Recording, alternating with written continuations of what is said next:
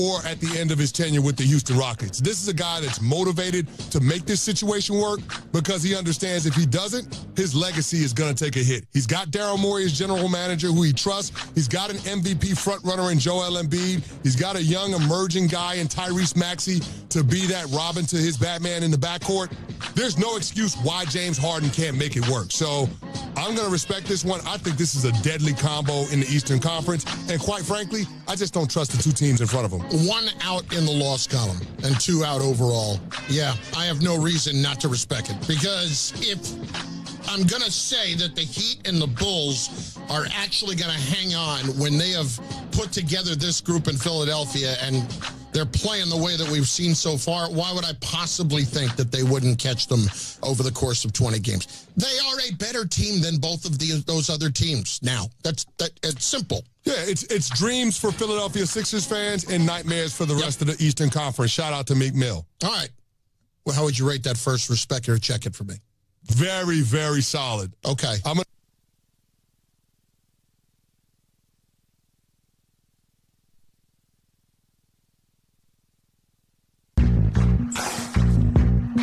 Closing in on a decade for one. For another, it's been a run that wasn't expected, but has been welcome. Tonight, a dream comes to an end, one game short. For another, it's dancing next week. Our matchup in Pier tonight features the 12 seed, Vermillion Tangers, who have been the unlikely underdog throughout the season with a youthful squad. Helped by their defense, a spot as the 12 seed in the SoDak 16 is what they face. What they're looking for is an upset. Since 2011, St. Thomas More basketball has participated in the state tournament except for 2013. In those 11 years, 6 championships have come back home. Does history repeat tonight, or is an upset in the cards? It's time for playoff basketball on ESPN Radio and Vermilion Streaming.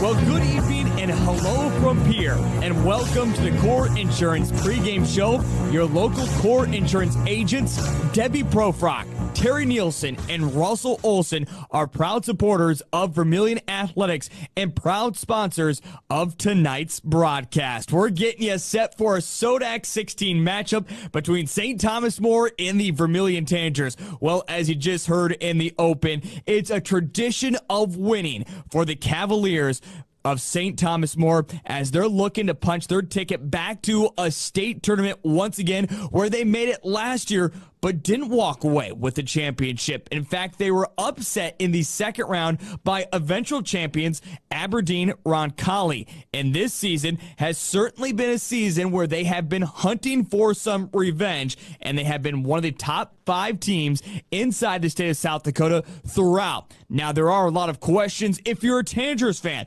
Who are the St. Thomas More Cavaliers, and do they actually compete tough enough with a record of 17-3 when all they play is against West River teams? On the opposite side, 17-5 overall, the Vermilion girls have been on their own magical run. At times, it has been some great three-point shooting, but mostly it's been their defense that has been able to keep games close, where the offense has been able to find its spark late and get wins. That's what the name of the cards have been. Tonight is expected to be another dogfight. Don't expect this one to get to 60 points or more. Expect exactly what we saw a week ago for the Vermilion girls when they got a victory 38-30. You might just be expecting that score once again as both teams pride themselves on defense. As we get ready on the Core Insurance pregame show, a lot to get to, including our conversations with St. Thomas More and also with the Vermilion Tangers and head coach John Brooks, as we'll dissect more of this St. Thomas More team team. And if you're a fan of USD women's basketball, a common name that you probably heard quite a bit a couple of years ago with the USD women's basketball team, Kira Duffy. Well, Duffys continue to roll out more great talent that does feature St. Thomas More and a senior standout. We'll talk more about her coming up here on our pregame show. But again, this one is certainly going to be an uphill battle for the Vermillion girls as they'll be looking for that upset tonight and again relying on their defense. In fact, it's already time for our first time out here on the Core Insurance pregame show, and a lot to dissect. As we mentioned, head coach John Brooks talking about this magical run, trying to get back to a state tournament, something Vermillion hasn't done since 2018. So 4 years, if they could do that, they would be dancing next week in Frost Arena. But St. Thomas More, a familiar home in Pierre when it comes to SoDak 16 matchups. More on that here in just a moment. It's great to have you along on Vermilion streaming in ESPN Radio. After our first time out, we're going to talk more about the St. Thomas More Cavaliers, what their season has been like so far this season, and catch up with their head coach. That's all on the way next on ESPN Radio and Vermilion streaming. Machine in Beersford is your full-service quality John Deere dealer. From the latest John Deere combines and tractors to lawn equipment you can count on, Peterson Machine in Beersford will bring you the best value for your dollar along with professional service and parts to keep you going. Check out the big selection of used equipment as well. Need a hard-working farm hand? Peterson Machine also carries a full line of Polaris ATVs and UTVs ready for the toughest jobs. No matter what the job, Polaris keeps you going. Check the full inventory at petersonmachine.com. Midwest Ready Mix and Equipment is your locally owned and operated ready mix company. Their specialty, 6x6 front discharge mixer trucks that allows for better placement of concrete and ease of use. Midwest Ready Mix and Equipment offers the highest quality of concrete products and aggregates, and also a full-service dealer for Logon equipment featuring telehandlers, excavators, and ASV track skid loaders for purchase or rent. Midwest Ready Mix and Equipment, East Highway 50, Vermillion.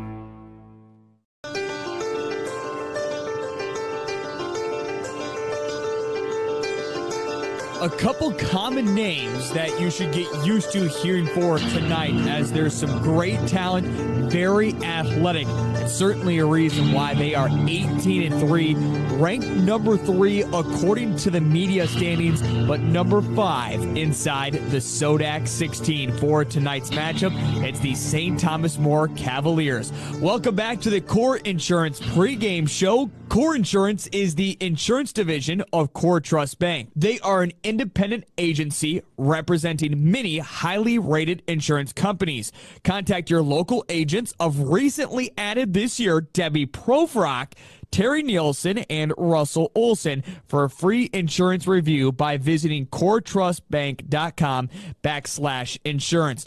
Well, we'll get to our conversation here in just a moment with head coach Brandon Cadlin and talk about his great season with his squad. But just a quick look around. Again, you're going to talk about a very athletic team, including Reese Ross, might be one of the most athletic girls that the Vermilion Tanagers are going to see all season long for St. Thomas More. She averages just over 18 points a ball game. And also another name, maybe not with this, but the last name, a common name around Vermilion, Duffy. More specifically, Marion Duffy of the Cavaliers, who averages just over 10 points a ball game. She is also extremely talented. A bulk of the scoring comes from those two. After that kind of spread out scoring, balanced scoring, I should say, from the Cavaliers, and then ultimately something they really rely on, just like the Vermilion Tanagers, is their defense. And certainly Coach Camlin has put his program in another great spot in what he has done. Again, going back to our pregame conversation, our pregame open, I should say, just a moment ago, this is a team that has been in every state tournament since 2011 except for 2013, bringing back 6 titles to Rapid City and looking to punch another ticket into the state tournament. All right, what should we expect from the St. Thomas More Cavaliers? Who are the Lady Cavaliers, and what do we expect to see from the Tanagers according to head coach Brandon Cadlin? Here he is on the Core Insurance pregame show. Well, Coach, as you get ready for this SoDak 16 matchup against the Vermillion Tanagers, let's talk about your season so far, not just the region playoffs, but coming into this, one of the top teams in the state throughout. You've really been looked at so far this season. Looking back to get to the state tournament, what was this season like for your squad, battling through injuries, battling through sickness, and always being inside that top 5, according to the media on their polls? It was a trying season. Certainly, when we start a season without Haley Timmer, a star that played for us and is now at SDSU, we had some shoes to fill, and we had some girls that needed to really step up and try to fill some of those roles. And I knew it was going to be a learning curve, and we started the season off in Wyoming with a tournament there, and we were able to, face 3 solid teams over there in Wyoming that are 2 of the top teams right now.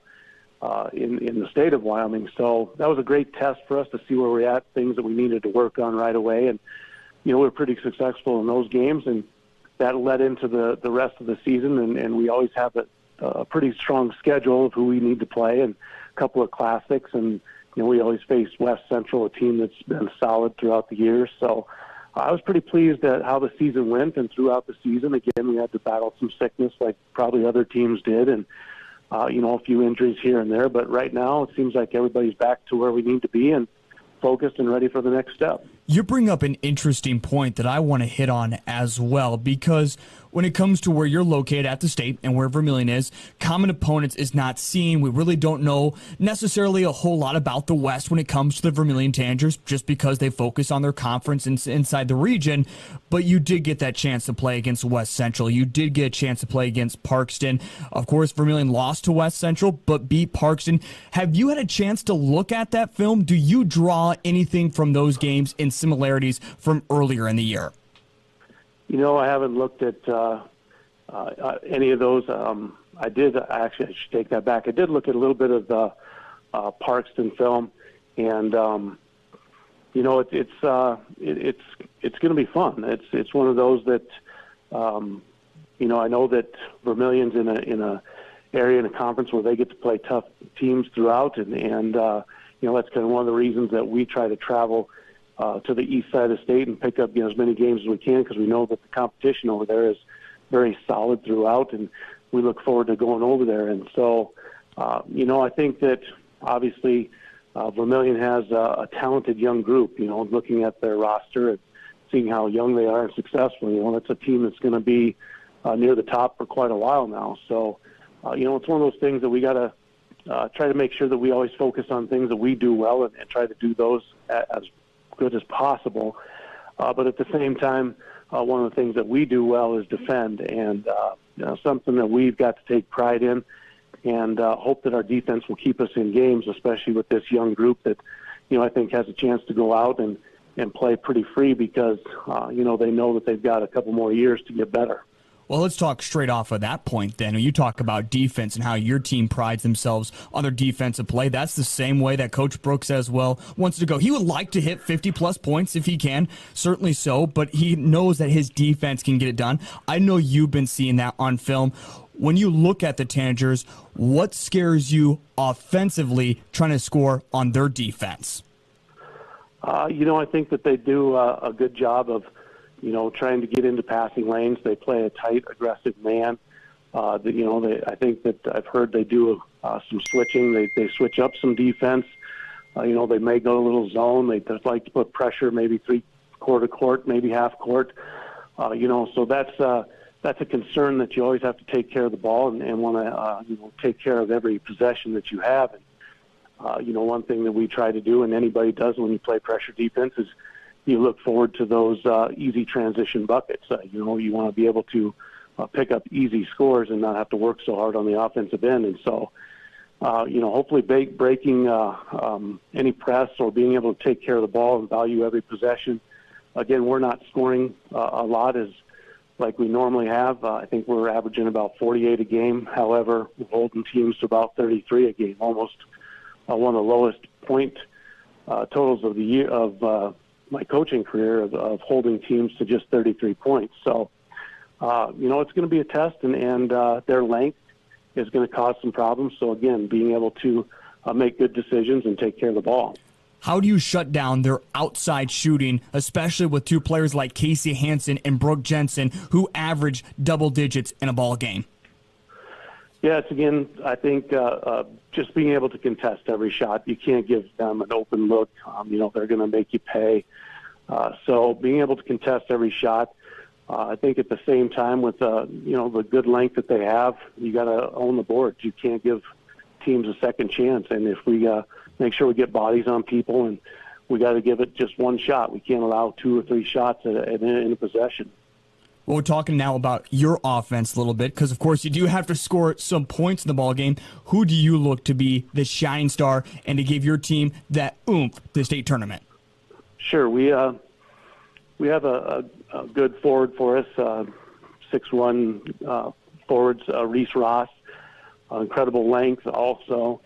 Very quick, very athletic, ability to get to the hole, also the ability to shoot. So, we've relied on her to probably get a bunch of the scoring. However, we've got a Marin Duffy who's been averaging around 10 a game. Certainly has a chance to put the ball in the basket, and from a variety of ways also. She's a great outside shooter, but pretty skilled inside. And then we've got another, forward 5'10" girl that is able to score inside and get rebounds and very aggressive and relatively quick and strong. So those are the 3 main ones. However, we do have a few guards, and especially one that comes off the bench that can shoot from the outside. So, if we have that ability to stretch teams out, we've got a shooter that can come in, and we're trying to just make sure that we do try to stay balanced. We don't want to rely on one person. Well, Coach, as you get ready for this matchup, of course, as we know, this is also played in kind of the middle spot. So the game being played at Pierre High School. It's about almost a 3-hour trip for your fans. How do you feed off the energy that will be in Pierre, knowing that you won't have that full squad of fans, students, everyone around you in the community? How do you try to feed off that to try to shut down Vermillion? Yeah, I think one, it's a place that we've played now since the SoDak 16 has started. This will be the 3rd or 4th time now that's been the venue that we've played at. So we're somewhat familiar with that area, but I think the main thing is that we're just familiar with traveling. Again, being able to play a couple of classics across the state, pick up a couple of teams across the state. And so we know that, there's probably not going to be that great big fan base that we'd like to have when we're at home. So I think that we just understand we're going to just play for each other and focus on what needs to be done during the game. And obviously we got the fans there that help out when we make runs. So, I know that we hear that, they hear that, and they motivate themselves with a little bit of that crowd noise. But, again, I think that it's just a venue that, we're somewhat familiar with because we travel a lot. Road Warriors, you could certainly say. Once again, that is head coach of St. Thomas More, Brandon Cadlin, here on ESPN Radio, Vermilion streaming with the Core Insurance pregame show. We're going to step aside, and when we come back, it's time for our conversation with head coach John Brooks as the Vermilion girls trying to get an upset tonight in Pierre. John Brooks is on the way next on ESPN and Vermilion streaming. There for you, ready for anything. That's their motto. Starting a new business, protecting the little ones, or carrying on family traditions. Protect your priorities and prepare for any situation with Core Insurance, customized to your life and budget no matter what happens. Your local Core Insurance agents, Russell Olson and Debbie Profrock, are ready to protect it all. Give them all a call at 605-624-0031 for a free quote today.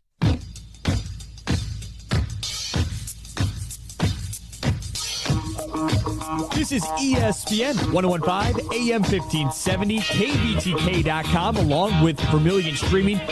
Core Insurance pregame show is on as our conversation with head coach John Brooks is here in just a moment. Did you know Debbie Profrock, Terry Nielsen, and Russell Olson are independent insurance agents independently working for you? Yes, that's right. The agents at Core Insurance have access to many insurance providers, which helps them find you competitive rates. Check them out online at coretrustbank.com/insurance. Well, you go back to the beginning of this season. And we've talked about it before. We did not know what to expect from this young squad. Only one senior. There was experience back from last year. Yes, that was known, but how would they play together, and how would this season all come together?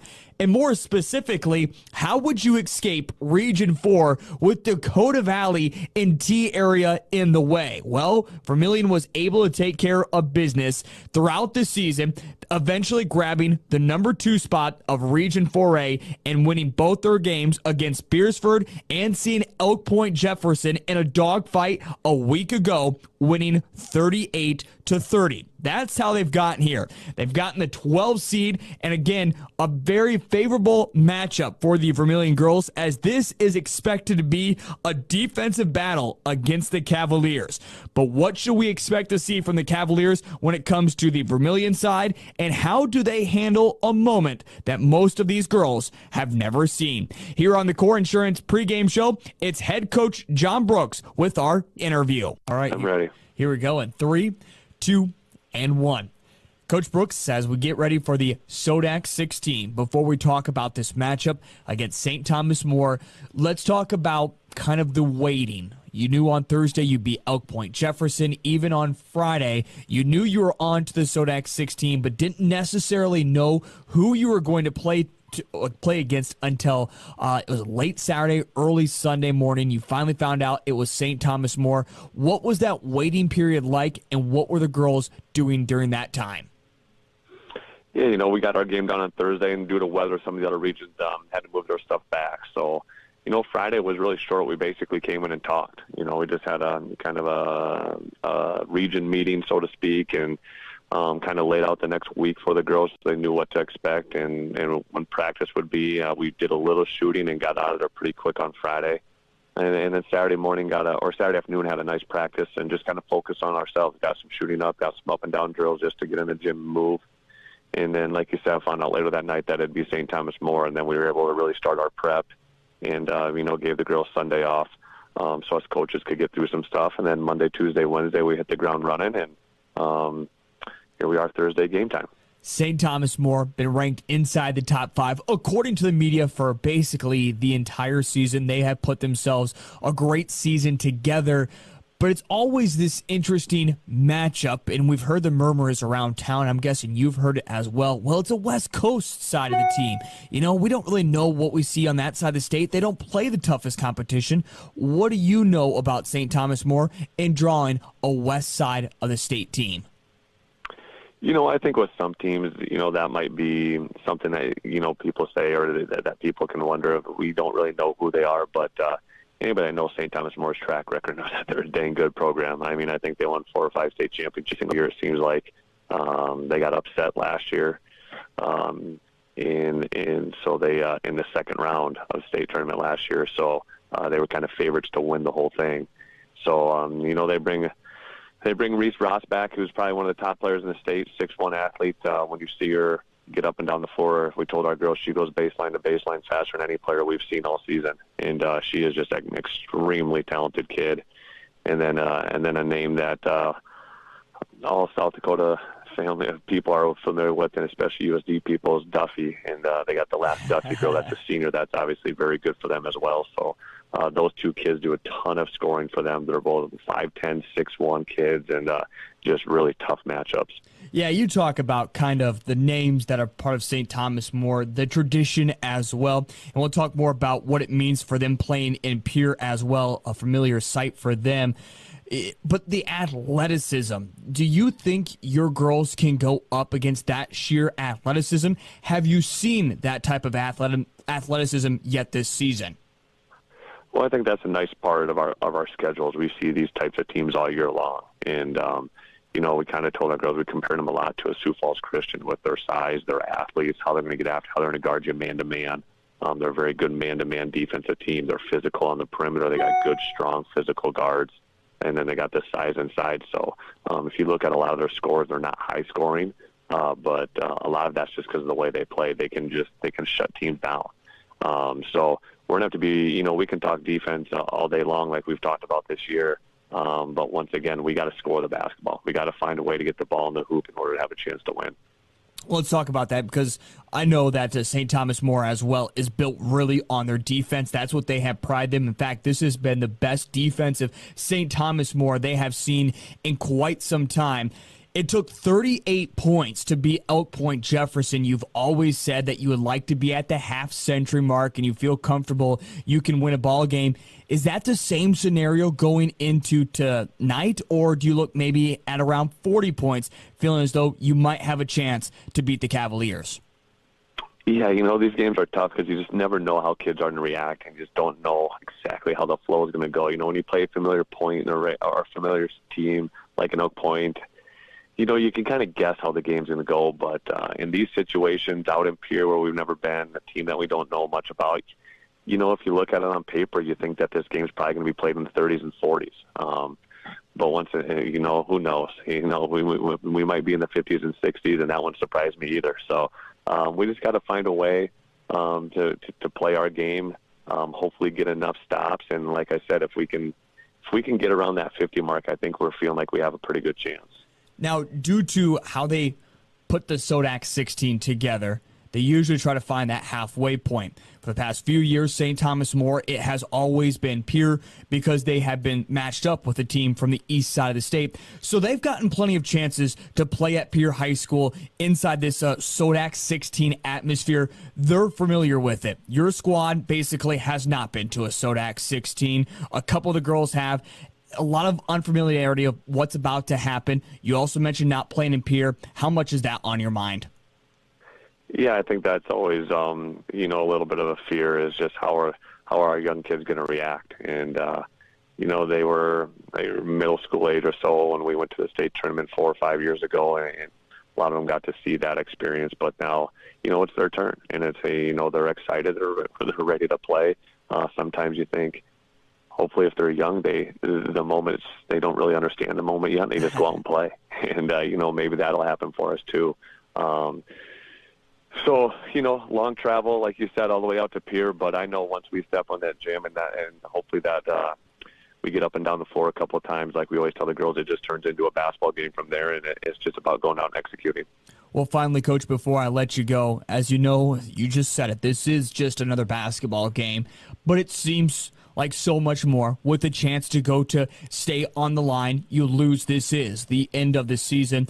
So when you get into that moment, how do you make sure the girls stay relaxed, they find the bottom of the bucket, and see if they can't pull out an upset and continue to dance into next week?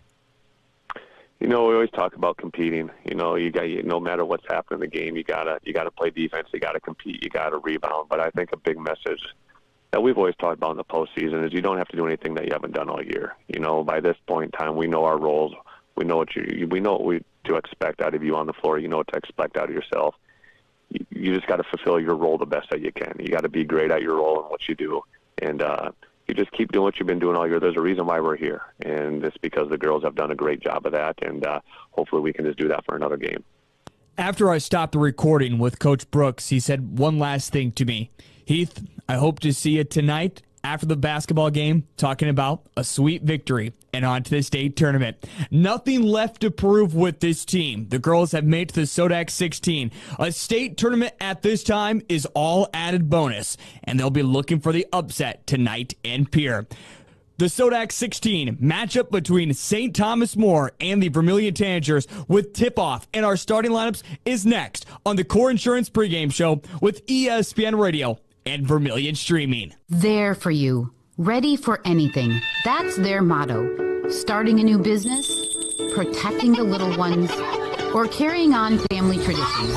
Protect your priorities and prepare for any situation with Core Insurance, customized to your life and budget no matter what happens. Your local Core Insurance agents, Russell Olson and Debbie Profrock, are ready to protect it all. Give them all a call at 605-624-0031 for a free quote today.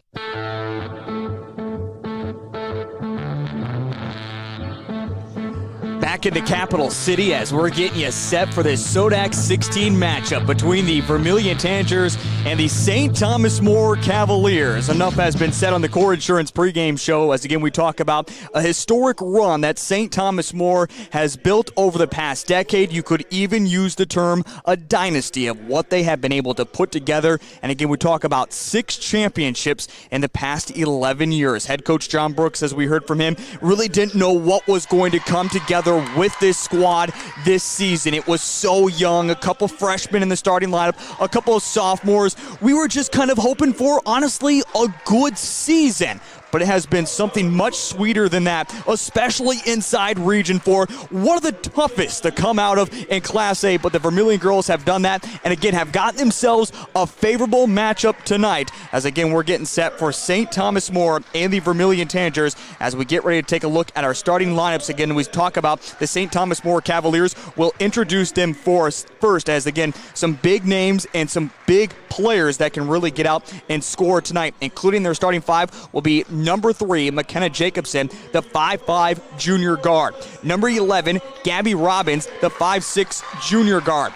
The 2 big names to watch for tonight include number 20, Reese Ross, the 6-foot junior forward, who averages 18 points a ball game and almost 9 rebounds a ball game. So close to a double-double for the St. Thomas More Cavaliers. Also in the starting lineup will be number 25, Jada Molman, the 5'9 junior forward. And finally, head coach John Brooks also mentioned it, Marion Duffy, the 5'10 senior forward who averages over 10 points a ball game herself. Again, really rely on those 2 to get the scoring done. You can also look at Jada Molman, who averages just over 8 points a ball game to score.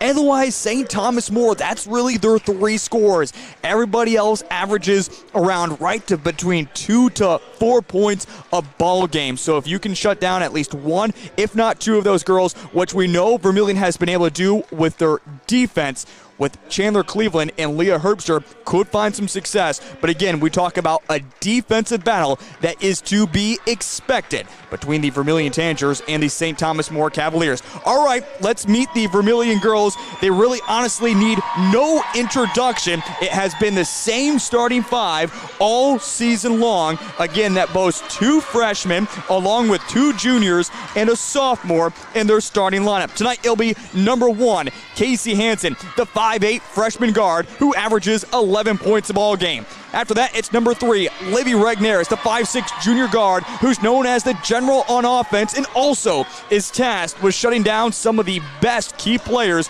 on the opposing team. Number 15, Leah Herbster, the 6-foot junior center who averages 6 points a ball game and 6 rebounds. After that will be number 25, Chandler Cleveland, the 5'8 sophomore forward who really had a slow start to this season but grew into her own and really has blossomed late. She'll expect to be giving up big numbers defensively and offensively tonight. And finally, number 33, Brooke Jensen, the 6-foot freshman guard who averages also 12 points a ball game. The Vermilion Tangers are coached by head coach John Brooks, along with assistant coaches Doug Hansen and Carrie Jensen, and with manager Kristen Mosier. We are set and ready to go here in the capital city for the SoDak 16 matchup between the St. Thomas More Cavaliers and the Vermilion Tangers. Again, the Cavaliers 18-3 on their season. They finished a perfect 7-0 inside Region 8. They only had to play 1 game because of 7 teams in the region.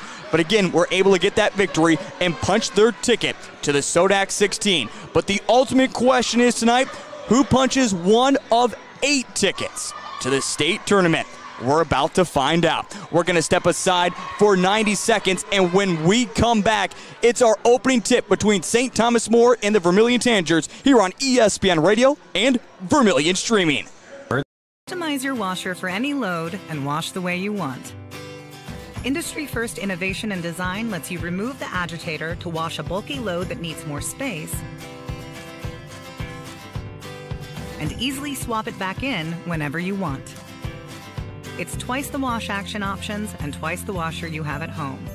Find this and other Whirlpool and Maytag appliances at Merce Appliance in Vermillion. If you're considering a new roof, you want to put your roof in the hands of Dave's Roofing. Dave's Roofing specializes in residential roofing and has over 10 years of experience. Dave's Roofing covers any job from a 60 to 80 mile radius of Sioux City and has a 10-man crew that completes most jobs in one day. Dave's Roofing will make sure the cleanup job is done right afterwards too. And the products installed are impact rated and eligible for homeowners insurance discounts. Look up Dave's Roofing on Facebook and check out the work that's been done in customer testimony. East Highway 50, Vermilion. You don't need an illness to need a doctor. Electric Service with shops in Pierre and Vermilion. We offer a full spectrum of electrical services covering Central, North Central, and Southeast South Dakota. We are licensed, insured, and ready to work on your agricultural, commercial, or residential project. Need a quote? Give us a call. Todd's Electric Service, the line to power. You don't need an illness to need a doctor. You don't need to feel sick to feel better. You don't need to be unwell to get well. What you do need is a primary care physician or provider at Sanford Health. Better health care starts with regular wellness visits and a familiar face who knows you, your concerns, and your goals. We're here before you need us. We're here when you need us. We're here after you need us. We're here for you. Sanford Health. Health lives here.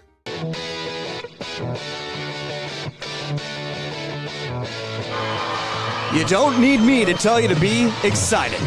It's a SoDak 16. Number 5, St. Thomas More. Number 12, Vermillion. Winner moves on to state. Loser ends their season tonight.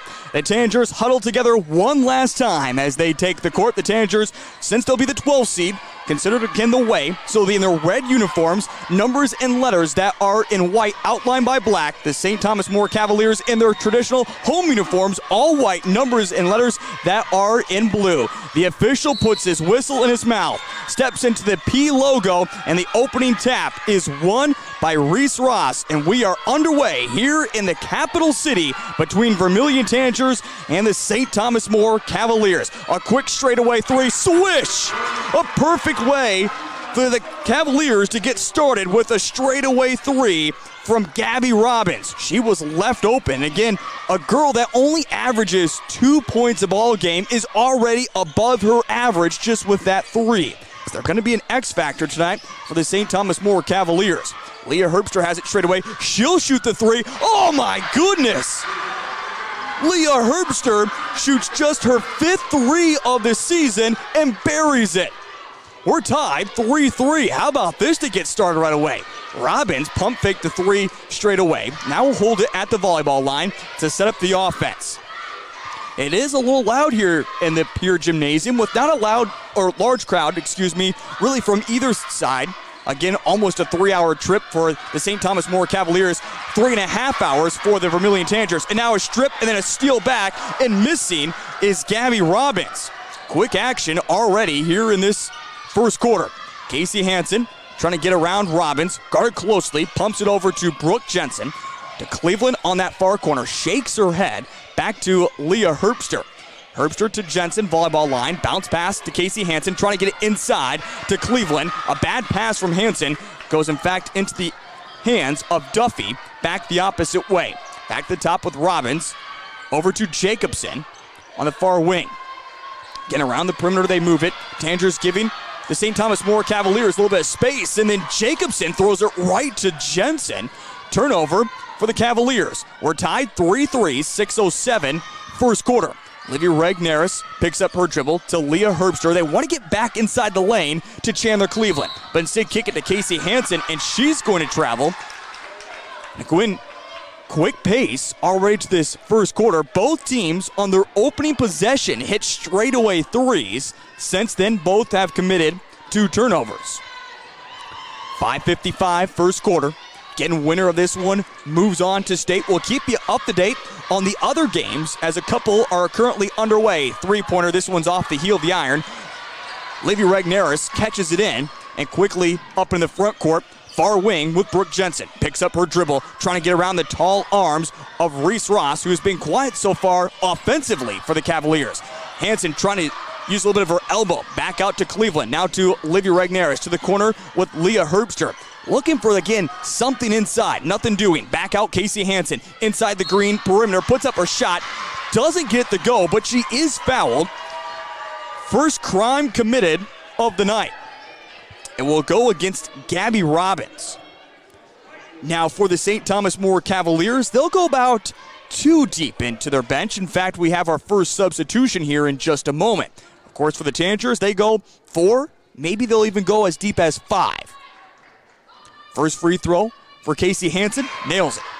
And it's the first lead for the Tangers as well, 4-3, 5:21 first quarter. And we'll see that first substitution as Scarlett Grimshaw comes on, checking in for McKenna Jacobson. Second free throw, towing the line. Casey Hansen spins the ball once, throws it up, and this one rattles through. Casey Hansen hits them both. Vermillion on top, 5-3 here in the capital city.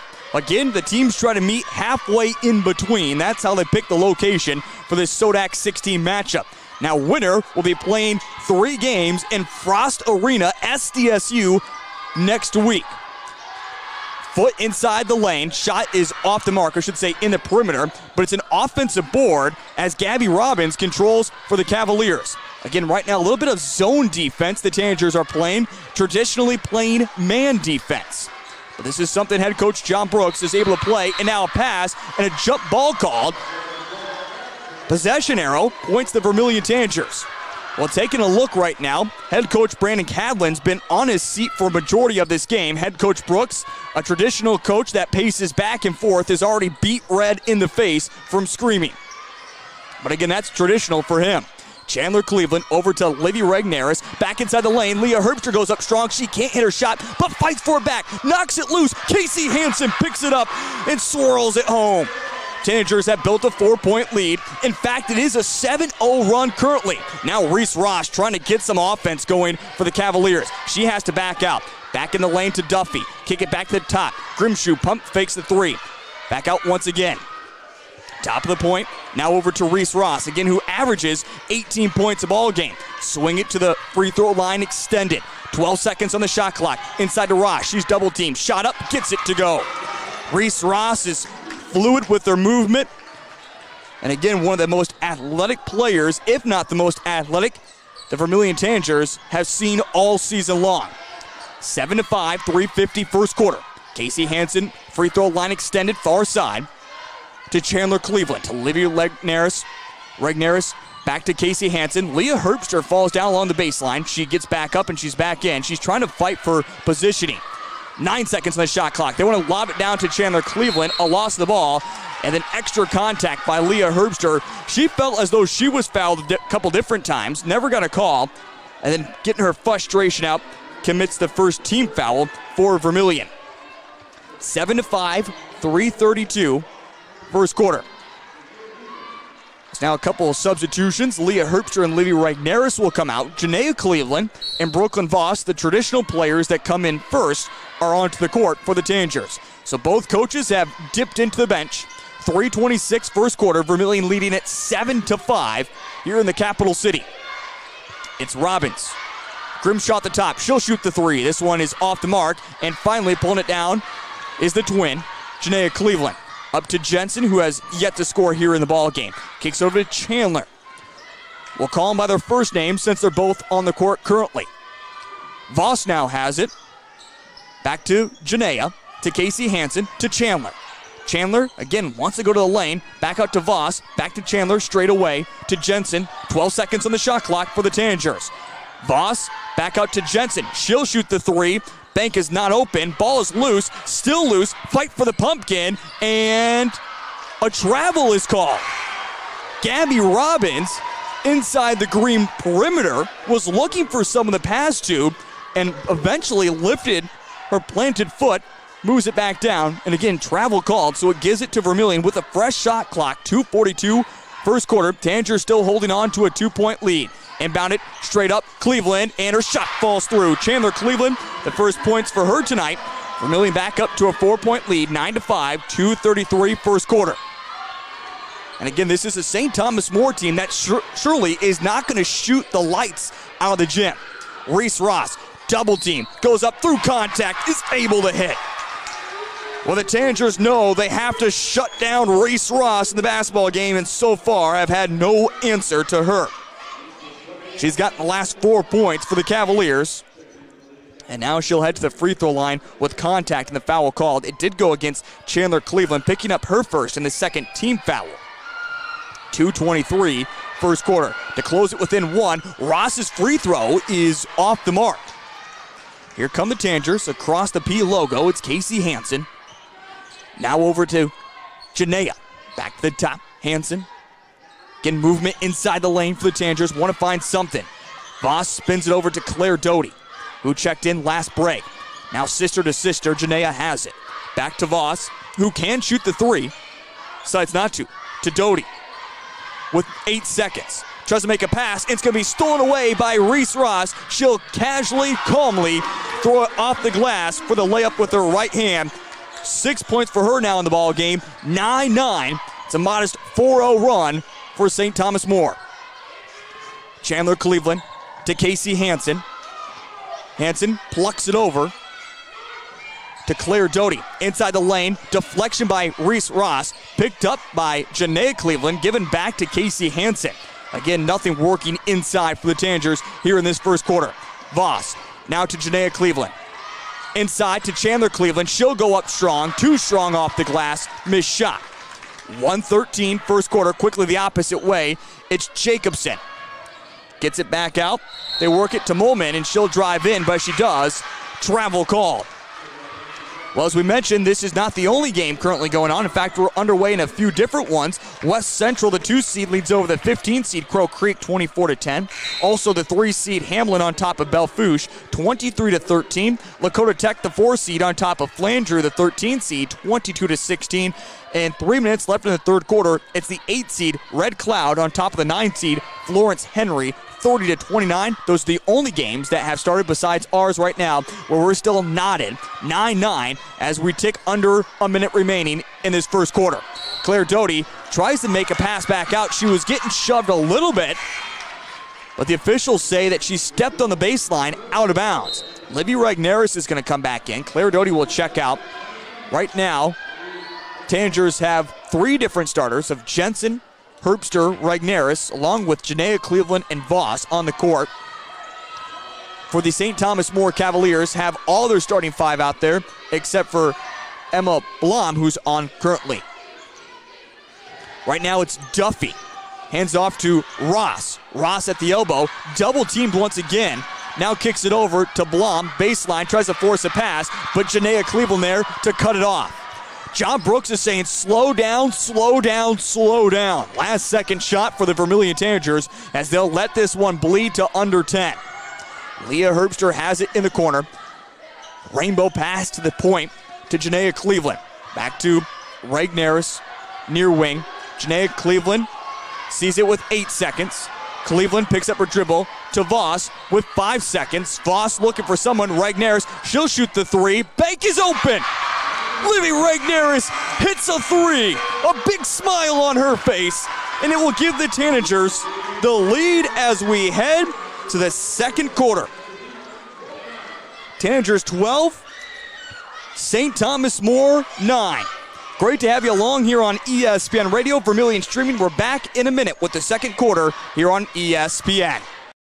Pump and Pack told me to keep this video simple, so I don't need to tell you about the great selections on drinks. You probably already know he has a South Dakota DMV now kiosk to renew your license plates.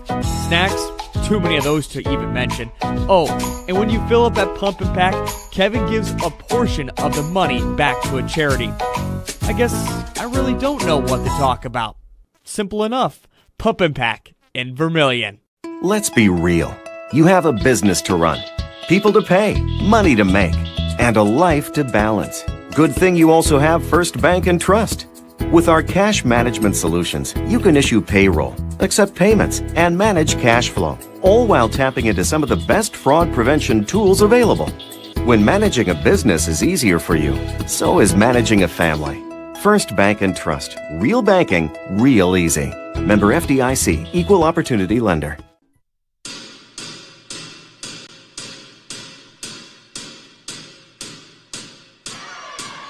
The St. Thomas More Cavaliers will begin with the ball as we're underway here in the second quarter. Olivia Regneris three-pointer right before the buzzer gave the Tanagers this three-point lead, and now a quick turnover. A steal from Casey Hansen almost had it deflected out of bounds.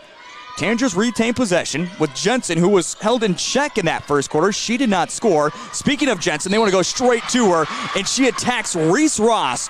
A hesitate on the shot. She went up with both hands, and last second got Ross in a favorable position, switched it to her left hand, and by doing so, able to draw a foul. Reese Ross commits the first crime for her tonight, the second team foul, and Jensen misses the first free throw.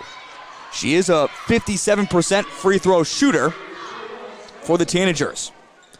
Well, trying to extend it back up to a 4-point lead. That is the biggest lead the Tanagers have had tonight against St. Thomas More. She will hit the second. So Brooke Jensen on the scorecard tonight. In fact, all starting five for Vermillion is on the scorecard tonight. They've only done that for their 8th time this season. 7:24, second quarter. Again, Vermillion 13, St. Thomas More 9. Quick three, Reese Ross, this one off the mark. Regneris climbs up high, pulls it down with that outstretched right arm. Gets it over Casey Hansen, who gets it across the timeline. Back to number 3. Regneris listens to the commands from head coach John Brooks. Again, he has not taken a seat. He will squat like he's doing now. Still Regneris, and now finally enough contact. The officials blow the whistle. This will be called on Scarlett Grimshaw, picking up her first personal and the third team foul. 13-9, 6:59, second quarter. Minute collapsed here in this second. Livy Regneris at the volleyball line, now picks it up. Leah Herbster hit the deck again. Third time that she's now hit the hardwood. And now trying to drive in, and a man maker taken by Kessler. Casey Hansen will pick up her first foul so quickly. The officials must have gotten together at the end of the quarter and quickly are blowing the whistle. 2 quick fouls, one on either team. Less than 90 seconds into this second quarter. Reese Ross trying to get it down, goes right off the fingers of Jada Molman. She's been quiet as well, has yet to score in the ball game. She averages just over 8. 13-9, 6:37, second quarter. Regneris carries it across the Pier logo. Over to Brooke Jensen. Pump fakes the 3. Back outside to Chandler Cleveland, to Casey Hansen. Casey Hansen tries to make a move, drives inside the lane, protects it, but throws it off the bottom of the backboard as she went up with a shot. Quickly over to Reese Ross. Reese Ross is double teamed once again, flying in from behind. Casey Hansen almost was able to help out there. Ross finally hands it off with an underhand pass to Duffy. Now free throw line extended. Grimshaw drives in, back in the lane, up with her shot. Wide open was Molman for her first 2 points, and the Cavaliers close it within 2. 13-11, 5:53, second quarter. Livy Regneris to Brooke Jensen at the elbow. Jensen tries to make a move. She's tripped, but able to dish it from her belly to Leah Herbster. Now to Casey Hansen. Hansen trying to get a little bit of space to Livy Regneris, who almost had it slip through her hand, to Chandler Cleveland. Again, they want to get back inside the lane. 9 seconds on the shot clock. Vermillion has really used this clock tonight. To Herbster. Rainbow pass trying to get to Jensen. Going to be stolen away, though, from Molman. Quickly opposite way. Up to Reese Ross. She's double teamed from behind. As she tried to spin out of it, she loses her feeding. She's up slowly, but finally to her feet. Now Casey Hansen. You can tell a little bit. I'll finish my thought here in just a moment. A 3 is deflected. Loose basketball picked up by Leah Herbster. Herbster trying to battle her way in and now makes a travel. She was never able to stand up fully. But finish my thought, you can kind of tell that St. Thomas More has a little bit more experience when it comes to their size they have and the way they move the ball. You look at Vermilion, it looks like a youthful squad. Whereas you would say St. Thomas More looks a little bit more like seasoned vets. And that's because they are. Seniors and juniors are part of this Cavalier team compared to sophomores and freshmen. Duffy inside, trying to get the triple team help and tie it up was Cleveland. And as she reached in, commits the penalty, picking up now her second foul, 4th team foul. and Reese Ross to inbound along the baseline. 4:54, second quarter, underhand tossed. Now three-pointer. This one rattles through. Reese Ross, now 9 points in the ball game, and the Cavaliers take back a lead on a modest 5-0 run, 14-13. Jensen over to Casey Hansen. Hansen spin the lane, pass out to Voss, and a foul committed. For the Vermillion Tanagers, cannot go cold here in this second quarter. Always want to keep it within reach. And again, this is not a team of St. Thomas More that's going to run it up. And now a timeout from head coach John Brooks. Well, we always get the question, are you going to be at this game? The answer is we will go to every single game for Vermilion boys and girls no matter what. Unless they play at the same time, then we'll always travel with the visiting team. And the reason that is because of our sports casting sponsors like Pump and Pack, Carlson's Body Shop, Hy-Vee Vermilion, Slumberland, Dakota Realty, Todd's Electric, Masaba, and many more who make this broadcast possible. Couldn't do it without our sponsors to bring us to every location, no matter where the boys and girls go. And speaking of, yes, to answer your question, we will be in North Sioux City tomorrow for the second round of the Region 4A playoffs for Vermilion and Dakota Valley, as the Vermilion boys will look for the upset of the state this year, trying to knock off number 1 Dakota Valley. I'll tell you this much, Coach Kleis of Dakota Valley, caught up with him earlier today, is certainly looking at the Tanagers and said it will be no easy task for the Panthers. Back in action here, down inside. At the block, Janaea Cleveland goes up with her shot off balance, but somehow falls through. It is the first bench points as well for the Tanagers. And they take back a 1-point lead, 15-14, 4:13, second quarter. Reese Ross trying to get to double digits already. Work it back to the top of the point to Jacobson. Now over to Robbins. Around the perimeter they go. Either Duffy or Ross. Straightaway three. Bank is open. Gabby Robbins hits another three-pointer again, who averages just 2 points a ball game, has now hit 2 threes. 17-15. Back to a 2-point lead for the St. Thomas More Cavaliers. Down to Janaea Cleveland. Great pass from Jensen, but it was too strong. Chandler Cleveland, though, is able to tip it in the air. Casey Hansen goes up with the runner. Well, the freshmen and sophomores are getting it done right now for Vermilion. 17-17, 3:22 here in this first half. It's now with Ross as she tries to fix her ponytail. Now she's letting her hair go down, puts her ponytail in her arm. Three-pointer, this one misses everything.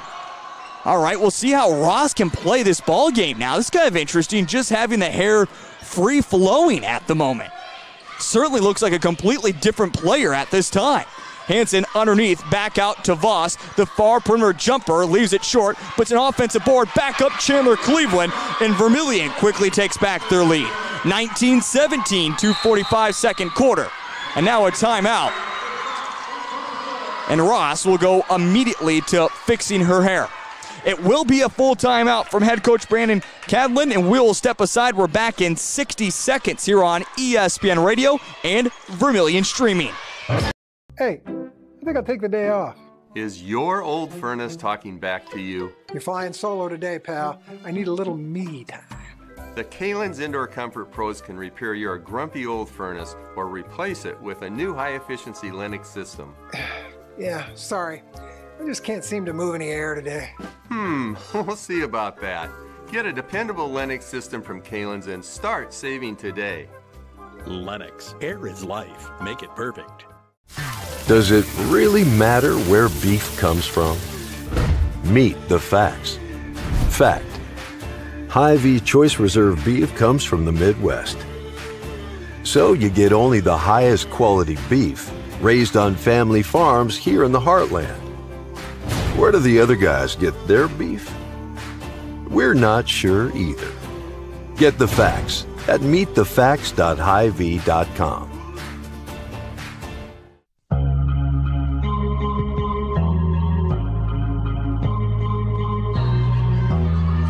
19-17, 2:43 before we reach halftime.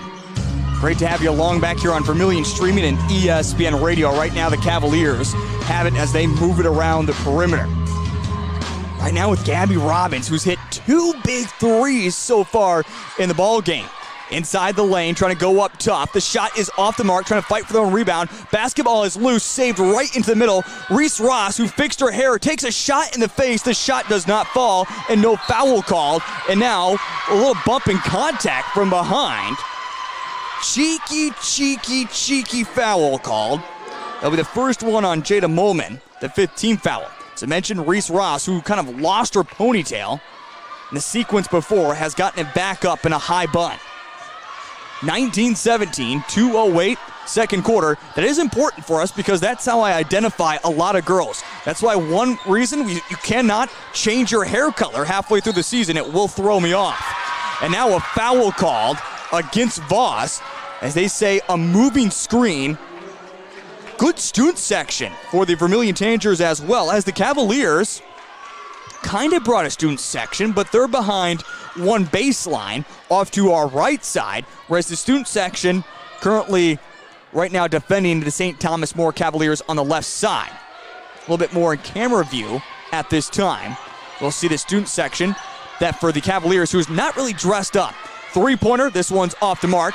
Leah Herbst with the rebound. She was falling over. Knocked over Molman on her way down. Casey Hansen across the P logo. Tangers lead it by 2. And now drive in. Another charge taken by the Cavaliers. This time Gabby Robbins takes it. Casey Hansen picks up her second personal, the 16th foul, and Hansen's going to have to come out of the ball game.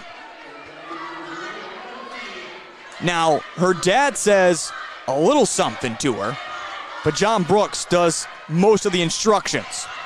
Under 90 seconds remaining in this first half. Now pass into Reese Ross. She's double teamed and a jump ball called. Rotating arrow gives it back to the Vermilion Tanagers. 1:22, second quarter. Regnaris will inbound it to Janaea Cleveland, who's a great point guard herself, would certainly run this offense. If Casey Hansen and Olivia Regnaris were on the court, just kind of draws that wrong position where she falls third in the line, but when she does come on, she's pretty darn good. Speaking of, she has it now back to the top with Voss. Voss back over Janaea. She'll shoot the three. This one off the left of the iron. Rebounded by Grimshaw. Grimshaw will bring it up slowly. Now kick it up to Robbins across the timeline. Back to Grimshaw. To Robbins. At the free throw line, extended. Back to Grimshaw. She loses it. Loose basketball. They say it did take a touch by Janaea Cleveland. That's why she can go over and back with it. But still, 10 seconds on the shot clock. Now Robbins, another three. This one just falls out. Oh, Cavaliers couldn't buy a bucket that time. Here come the opposite way. It's now with Herbster. Vermillion again can hold for the last second shot. It will be Cleveland at the P logo, just moving around. Now over to Leah Herbster with 8 seconds. Leah looking for someone to pass to Jensen. Jensen with 4 seconds, and they call a travel on Jensen as she makes her way into the green perimeter. Quick substitution as checking off will be Grimshaw, and back on Kessler for the Cavaliers. Well, the Cavaliers can either tie or take the lead. It's with the perfect Reese Ross. Ross makes her move, throws up an awkward shot. She wanted contact. She can't believe it. Looks to the official, also looks over her coach and says, what else can I do? Rips out her ponytail again in complete frustration. And at halftime, an upset is in the making. Vermilion leads it 19-17. We'll step aside. We're back in 2 minutes with our first half scoring and also much more on the Vermilion Booster Halftime Show on ESPN Radio and Vermilion Streaming. Hard isn't for the weak-hearted. You're the first one to punch in and the last one to clock out. Every project, every day. Your hobbies are no different. Miles of scouting, hours of planning, 1 split second with everything on the line. Can you trust your equipment? Work or play, Runnings has the gear you need to be the first one out there and the last one to leave. The farm, the field, or even at home, Runnings has what you need. Fuller Digital Solutions started small, but now we're growing as FDS provides live streaming coverage for over 20 schools across 3 different states on our Fuller Digital Solutions YouTube channel. Subscribe to get notified when we go live for your school events. Big events are captured live, and your business can get noticed with advertising during our live streams. Local talent and camera operators are encouraged to contact us too for future employment. No experience necessary. We will train. For information about advertising or working with Fuller Digital Solutions, email us and follow us on Facebook. Pump up your car, coolers, and tummy with Pump and Pack in Vermillion. Whether you're coming or going, we are here for you when you need us with what you need. Grocery items, beer, snacks, fuel, wine, hot dogs, pizza by the slice, and now for real ice cream smoothies and shakes. Cookie dough, strawberry banana, and even mocha latte. We are open when you need us 24 hours a day with what you need at Pump and Pack on West Cherry Street in Vermilion. Whether you're in the market to purchase a new home or need to sell an existing one, Dakota Realty and Property Management has home listings for families as well as apartments. Being locally owned and operated with over 150 years experience in the business, they have the connections to find the home that will fit you. Stop by their office at 125 East Cherry Street or give them a call today at 605-624-4474 because they like what they do and will work with you. That's Dakota Realty and Property Management.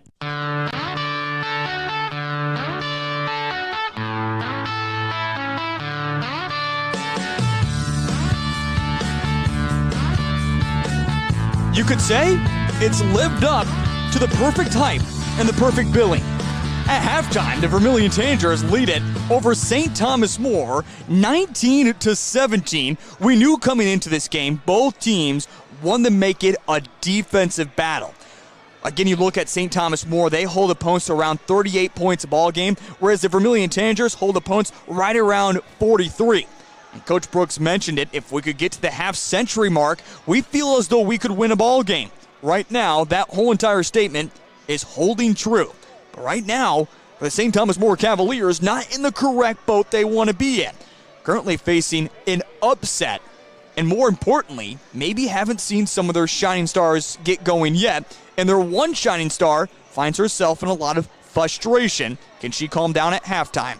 Welcome back here to the Vermilion Booster Halftime Show on ESPN Radio and Vermilion Streaming. We welcome in our Tanger fans along with our St. Thomas More Cavaliers. It certainly has been a great ball game, and you wonder if you wanted to make the trip to Pier or not. I understand if you didn't, but certainly has been an exciting first half. As we take a look at the first half numbers, Reese Ross leads all scorers with 9 points in the ball game, including 6 in that first quarter and a three-pointer in the second. Otherwise, Gabby Robbins, again, a player who averages just 2 points a ball game, has hit 2 electrifying threes, including opening up the ball game with a straightaway 3, then banked in a 3 in the second quarter. She has 6 points. Otherwise, 2 points for Jada Molman, and that is it. So we talk about it. Marion Duffy, who averages 10 points a ball game, a common name, yes, that Duffy. If you're a Tanger fan, like, wait a sec, I've heard that last name before. Yes, the exact same Duffy family that has been prominent at USD. 0 points for her in the ball game. Also, McKenna Jacobson, the other starter for the Cavaliers, has been held in check with 0 points, but she only averages 2 points a ball game. No bench points yet for the Cavaliers either. For the Vermilion Tanagers, it has been a little bit more of balanced scoring. In fact, all 5 starters have scored, but the bench points have been light as well. Leading the way for Vermilion is Casey Hansen with 6 points so far tonight. Chandler Cleveland has 4 points. Livy Regneris and Leah Herbster both 3 points apiece. In fact, both 3-pointers. Both known not for shooting the 3. And then 2 points for Janaea Cleveland off the bench. And if you're a Cavalier fan, you say, gosh, we really have to get Marion Duffy going. Well, opposite can be said for the Vermilion Tangers. Brooke Jensen, who is the leading scorer for the Tangers, held to just 1 point so far in the ball game. This is the Vermilion Booster Halftime Show. We're going to step aside for 2 minutes, and when we come back, it's the SoDak 16. All games are underway at the moment, except except for one as of right now. Those scores coming up here in just a moment on ESPN Radio and Vermilion Streaming. Your invitation to thrive in Yankton, South Dakota. Nestled on the bluffs of the Missouri River, plenty of outdoor adventures are waiting. Whether you work remote or in a traditional office, we have a spot for you. Quality healthcare, diverse manufacturing, progressive school system, Mount Marty University, and so much more. Explore with family and friends. Let's thrive together. Clay County Abstract and Title Company has a complex job that boils down to something very simple: helping you purchase your dream with confidence. When investing in a new home, a new site for your business, or piece of property, you want peace of mind that the property is truly yours. Clay County Abstract and Title Company has been doing just that since 1946. Clay County Abstract and Title Company, proud supporters of Vermilion activities and proud to be a part of your dreams come true. Threatening Vermilion is ready with all your invitation to thrive in Yankton, South Dakota. Nestled on the Red and Ink has USD Coyote gear too. They custom print apparel. Olson, owner of Blaine's Body Shop in Vermilion. I grew up here, graduated here, and now have a business here. I'm proud to serve the community that has helped me live this dream. I have top-notch equipment, the latest in training, along with a worth ethic and the desire to serve you. Should you need repairs in the future, please remember Blaine's Body Shop across from Polaris on the Highway 50. Now online at blainsbodyshop.com. At Knutson Family Dentistry in Vermilion, they strive to provide the highest quality patient-centered dental care in a friendly, relaxing atmosphere. Knutson Family Dentistry works hard to provide the best cosmetic, general, and emergency dental treatment in the area. With over 50 years of combined dental experience, the latest dental technology, and a professional and compassionate staff, they're your top choice for dental care. Call for an appointment at 605-857-8008. Knutson Family Dentistry of Vermilion. Are you ready, Tanger fans? The Hall of Fame Banquet, presented by the Vermilion Boosters, is coming up April 23rd, and you don't want to miss out on this great event. Cost is $35, which includes the meal and event. It's all happening at the Old Lumber Company. Social hour begins at 6 with the program beginning at 7 as we have 5 inductees being inducted into the Vermilion Booster Hall of Fame, including a couple that we have caught up with at halftime, including Jason Huska, Jeff Huska, Allison Stewart, Pat Manning, and Greg Erickson. We hope to see you there. Again, it's April 23rd, the Vermilion Booster Hall of Fame Banquet happening at the Old Lumber Company in Vermilion. This has been going on now for 2+ years. They were supposed to have this banquet, have never been able to have it due to COVID-19, but finally getting it in. Well, the St. Thomas More Cavaliers have taken the court and are getting up some shots.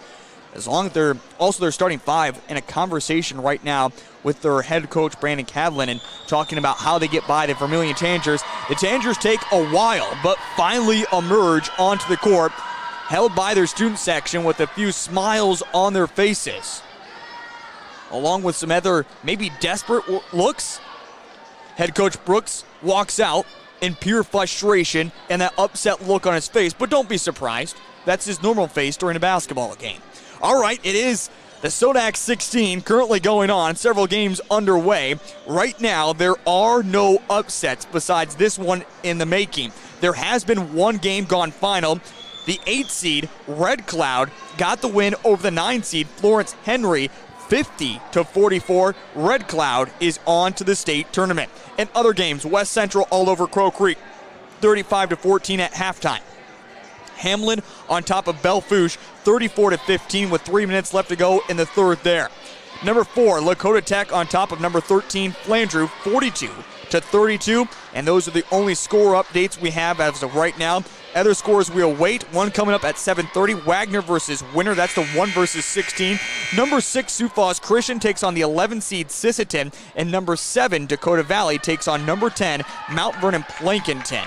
We'll get you updated scores throughout the evening as we are set and ready to go. That has been the Vermilion Booster halftime show here on ESPN Radio and Vermilion Streaming. The Tangers come back out in their starting 5. Casey Hansen, Livy Regneris, Leah Herbster, Chandler Cleveland, Brooke Jensen. The Cavaliers come back out in their starting 5. McKenna Jacobson, Gabby Robbins, Reese Ross, Jada Molman, and Marion Duffy.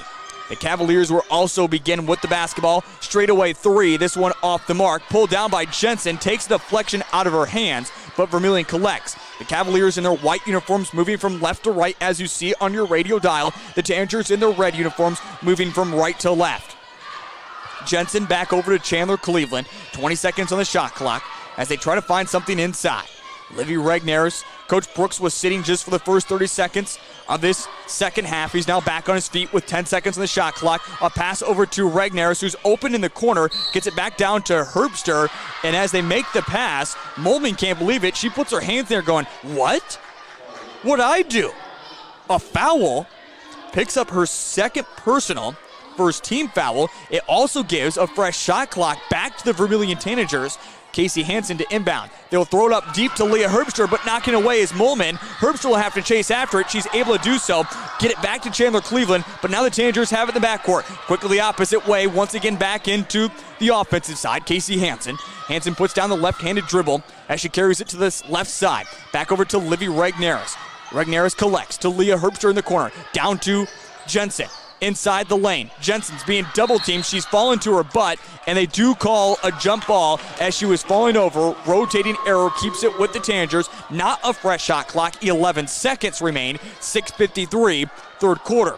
Again, we await the Tanagers' first shot of this second half. Inbound it, try to get to Jensen. Almost knocked away by Ross. They say it's last touch by Jensen, and it's a turnover. So Vermillion holds the ball for over a minute and eventually walk away with the turnover. They look almost a little sluggish as they come out of the halftime locker room. We'll see if the Cavaliers can pounce quickly. Reese Ross free throw line extended to Duffy. Back to Molman. Molman over to Robbins, who will shoot the open three again. This one is off the mark. She is deadly at this moment. Casey Hansen, pressure in the backcourt, able to get it up to Cleveland. Free throw line extend, shaking her head again. Again, trying to get something inside the lane. Jensen to Hansen, pass, deflected quickly. Cavaliers, great defensive hand movement. Opposite way for Gabby Robbins. Now back over to Jacobson. Jacobson to Molman, to Duffy. Duffy makes her move. Again, she's been held in check, still 0 points in the ninth. Down to Reese Ross. Ross in the lane, gets a little bit of separation. Turnaround jumper is off the mark. Ball got kicked there for a moment, picked up by the Cavaliers. Reset, Duffy three-pointer. This one is off the mark. Ball is going to be deep, somehow rebounded by the Tanagers. It is a 5-on-3. Reese Ross tries the attack and a foul call. Chandler Cleveland will pick up her third. Vermillion already looking discombobulated. On that deep rebound, they had two girls in the front court without having the ball. Cavaliers not able to take advantage of the quick offense. Inbound it to Duffy. Duffy kicks it to Ross, who tries to use a screen, decides not to do so. And now over to Jacobson to Robbins. Again, still a 2-point lead. In fact, we're still at our halftime score, 19-17, 5:32 third quarter. Both teams trying to open up the lid in the second half.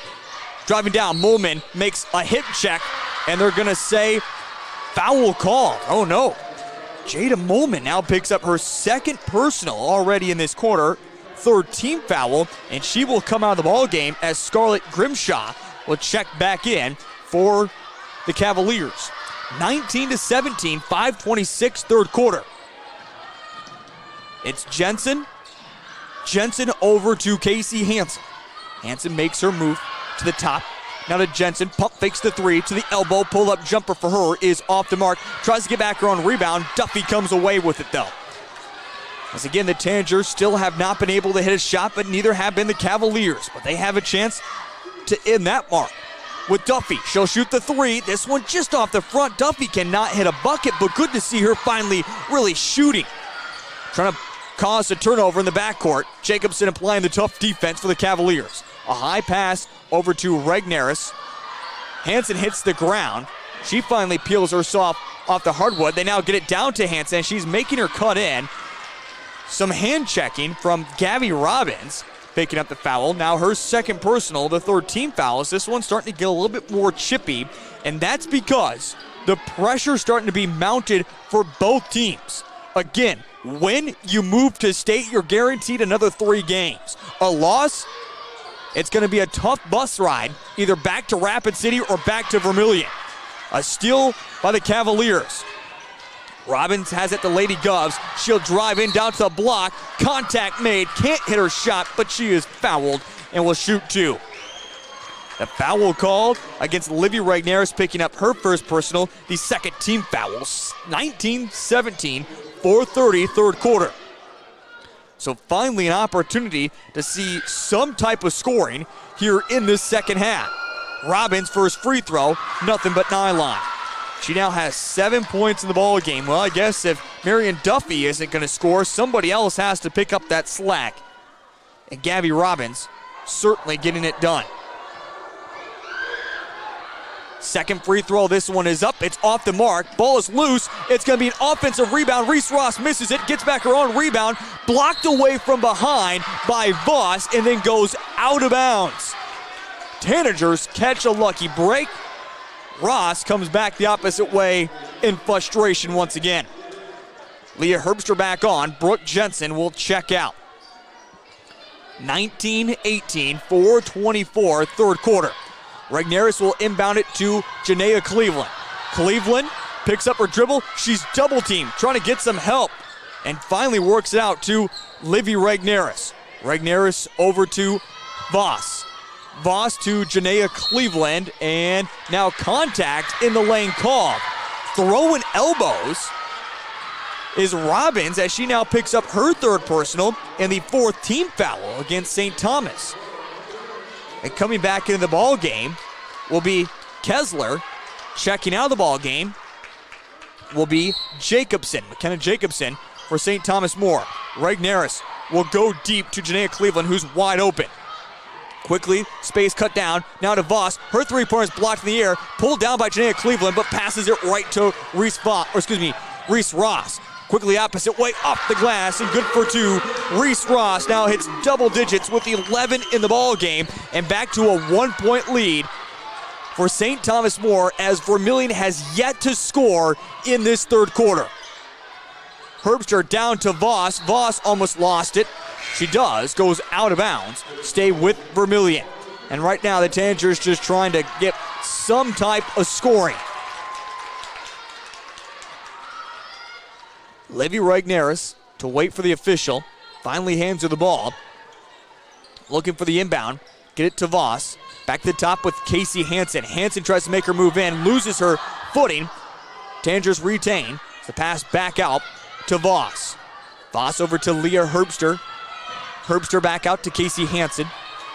Hansen to Regnaris with 6 seconds on the shot clock.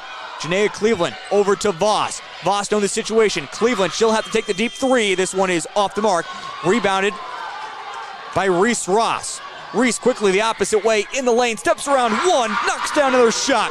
Reese Ross quickly 4 points for her in this third quarter. It's 22-19 as Vermillion continues to struggle.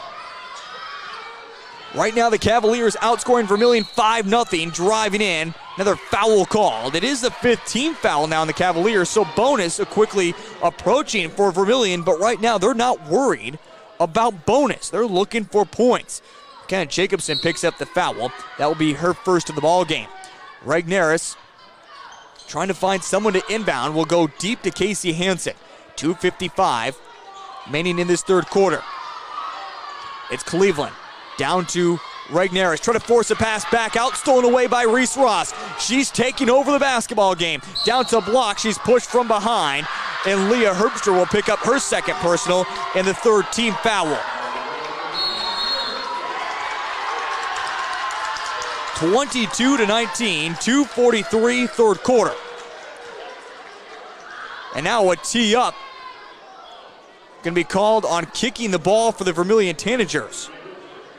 So Leah Herbster not only picks up her second, but also her third as she draws a technical. And the fourth team foul and 2 free throws will be coming up for Marion Duffy to add to this lead. 22-19, 2:43, third quarter. First free throw is good for Duffy. That's also her first points of the ball game.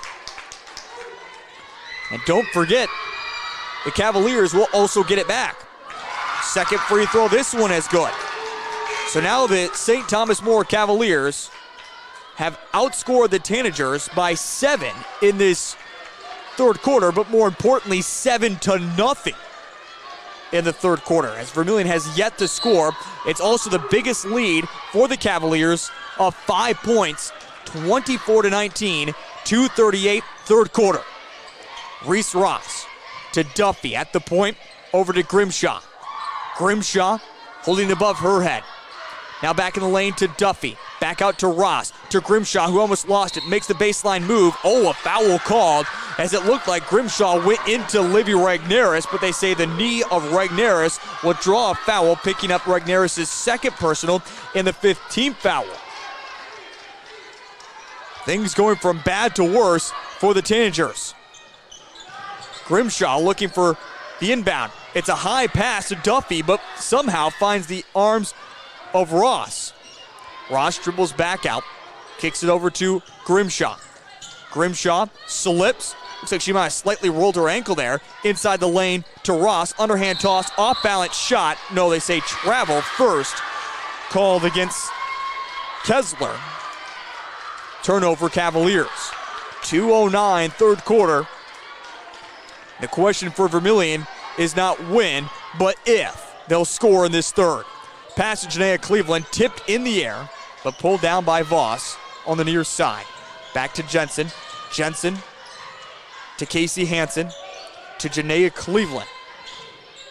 Cleveland to Livy Regneris. Regneris back out to Janaea Cleveland. Cleveland to the top with Voss. Inside to Hansen, turnaround jumper. This one is off the mark, rebounded by Grimshaw.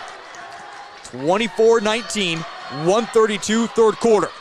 Quickly opposite way, it's Duffy. She'll shoot the three. This one is off the mark. Loose basketball and a foul called as Regneris was trying to chase it down. Her feet were tangled up with Jacobson. They call the foul on Jacobson, not allowing Regneris the proper space to get the ball.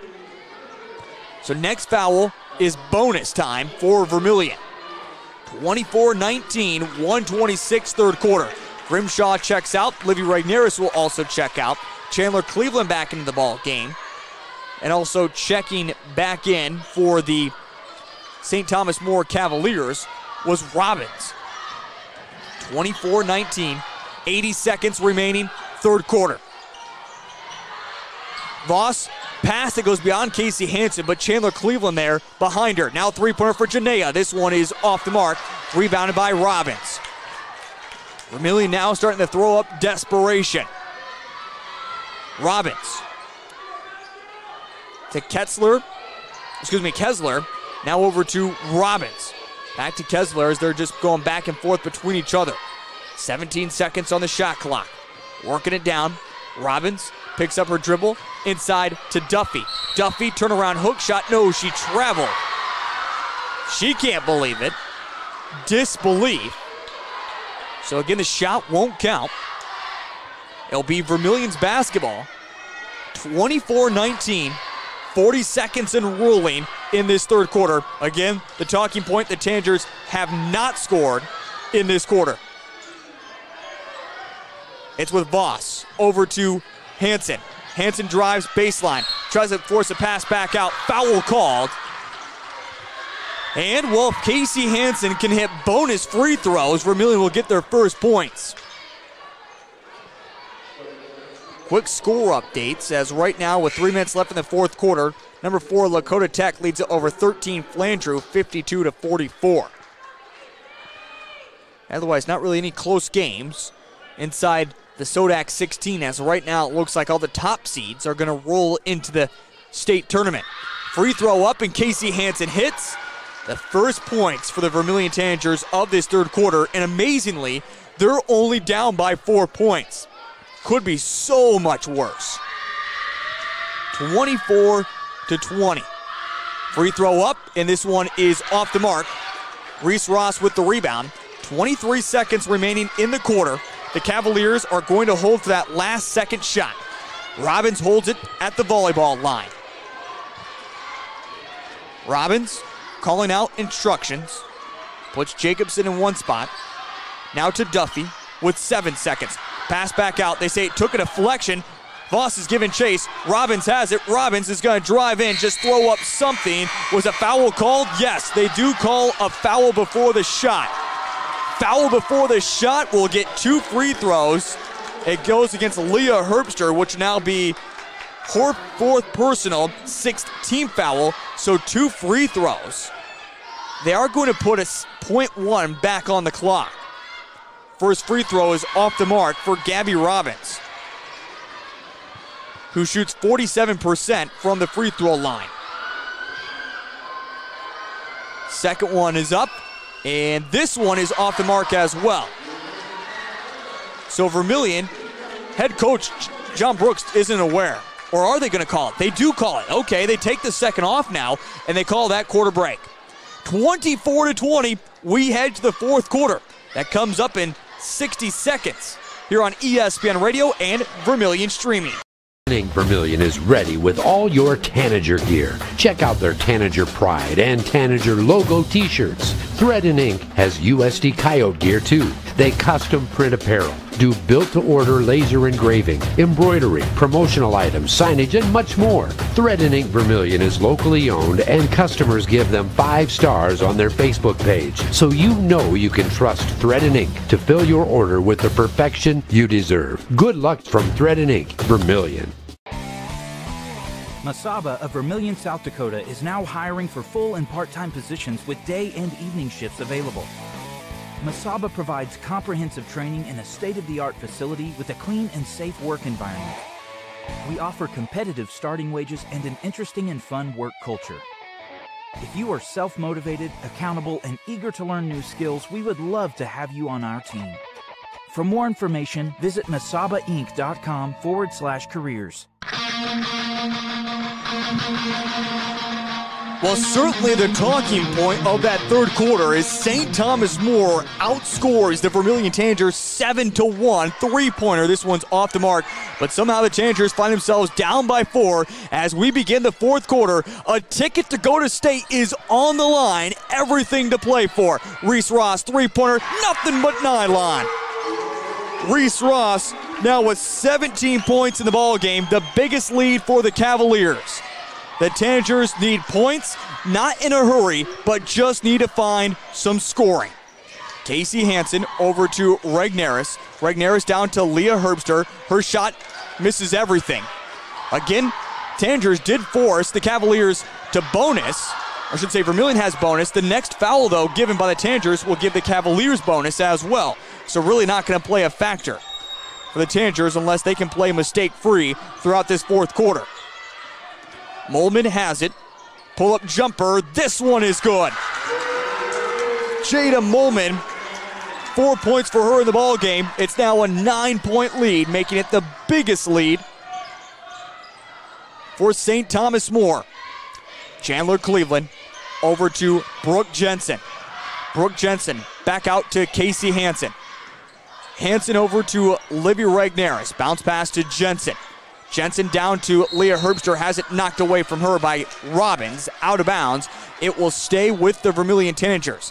Now past 90 seconds into this 4th quarter, Vermillion has still not been able to score. Again, only 1 point total for the half.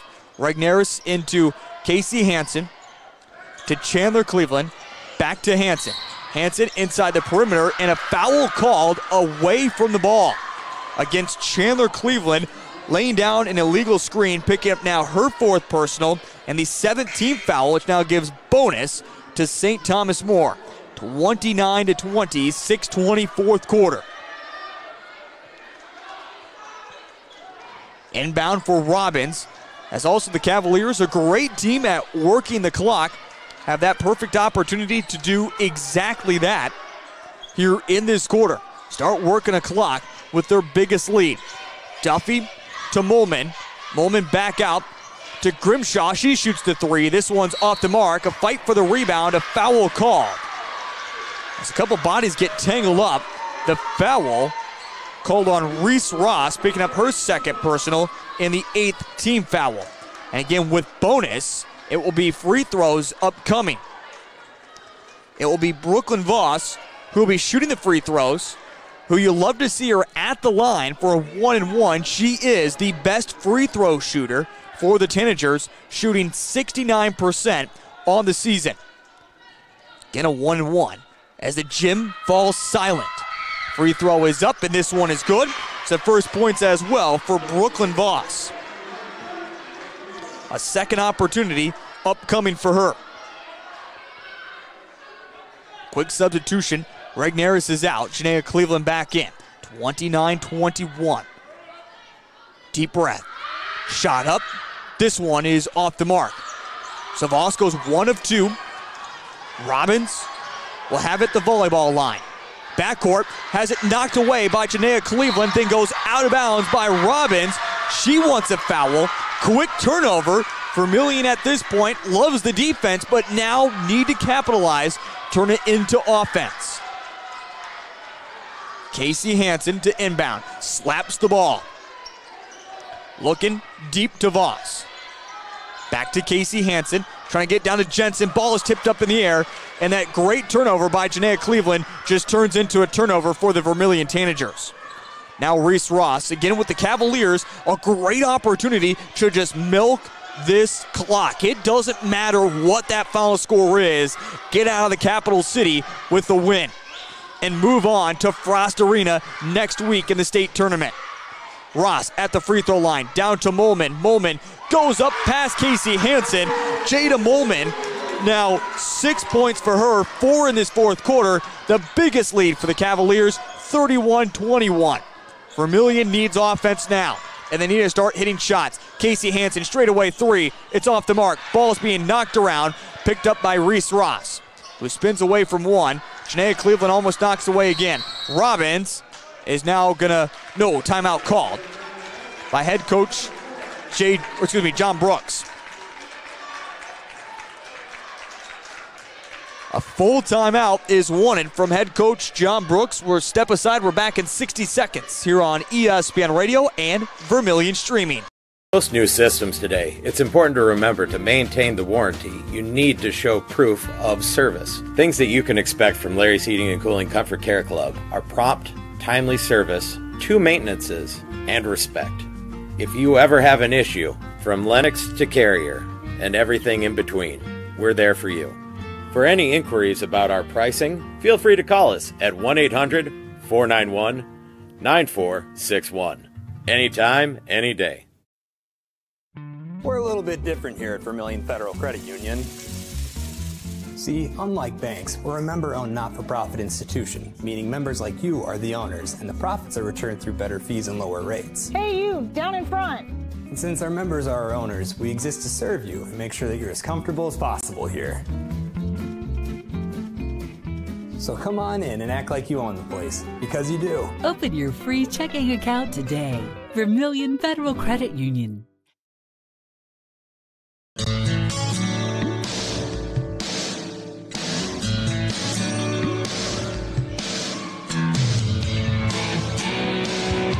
(31-21). As desperate times call for desperate measures for the Vermilion Tanagers, they have hit that mark with 4:53 remaining in the ball game. Here in the SoDak 16 matchup, knowing a loss will end their season tonight, a win moves on to the state tournament. Drive in, Robbins, after the timeout from John Brooks, reverse layup, gets this one to go. Gabby Robbins now has 9 points in the ball game, 33-21. Pass to Voss. Tanagers need points on almost all their possessions now. 3-pointers off the mark, but a rebound straight to Jensen. She goes up and gets the shot to go. Jensen just her first points from the field tonight. 33-23, 4:14, fourth quarter. On the opposite side, St. Thomas More, this task is easy. Bleed, bleed, bleed. And that's exactly what they're doing right now. And again, it doesn't have to look pretty on that final score. All that matters is the W. Duffy has it to Molman in the lane. Back out to Grimshaw. She'll shoot the 3. Gets it. Grimshaw, her first 3 points of the ball game. 36-23, 3:42, fourth quarter. Voss for the Tanagers. drives down in, splits by the double team, throws it off the glass. And a quick timeout called by head coach John Brooks. Voss now has 3 points in the ball game. Well, as we mentioned, a big thank you to our sponsors who have helped us out all season long. You hear them with their commercials. You see their video commercials. Dick Sunday, State Farm, First Bank and Trust, Runnings, the Olson Medical Clinic, Yankton Thrive, Dave's Roofing, the Vermilion Federal Credit Union, and so many of our Vermilion sportscasting sponsors who make tonight's broadcast possible, including our corporate sponsor, First Dakota National Bank, who is proudly celebrating 150 years. Can't make this trip to Pierre without our sponsors. Well, a couple games have gone final. A couple more tickets have been punched. Number 2, West Central beat number 15, Crow Creek, 54-40. Also, number 3, Hamlin is on to the state tournament as they beat Belfouche 56-34. As we mentioned earlier, Red Cloud, the 8 seed, beat the 9 seed, Florence Henry, 50-44. Other games have gone final, but we'll keep you up to date as we'll bring you those final scores as many as we can on the First Dakota National Bank post-game show, as a couple of those games got started an hour and 15 minutes behind ours. Duffy inside the lane. Her shot partially blocked by Jensen, goes out of bounds. Last touch by Mulman. So a quick turnover after the missed shot for the Cavaliers. Give Vermillion the basketball. A little bit of a press being applied by the Cavaliers. Of course, they're not going to just let the Tangers come and try to get quick buckets. They want to make this as difficult as they possibly can. Janaea Cleveland to the top. Straightaway 3. Bingo! Brooke Jensen hits a big 3. 5 points for her now in this fourth quarter. 36-28. Double team upcoming to Grimshaw. Now to Duffy as the Tanger defense spreads back out. Reset themselves. Robbins will hand it off to Grimshaw. Janaea Cleveland going to come up and apply the pressure. Now to Duffy again.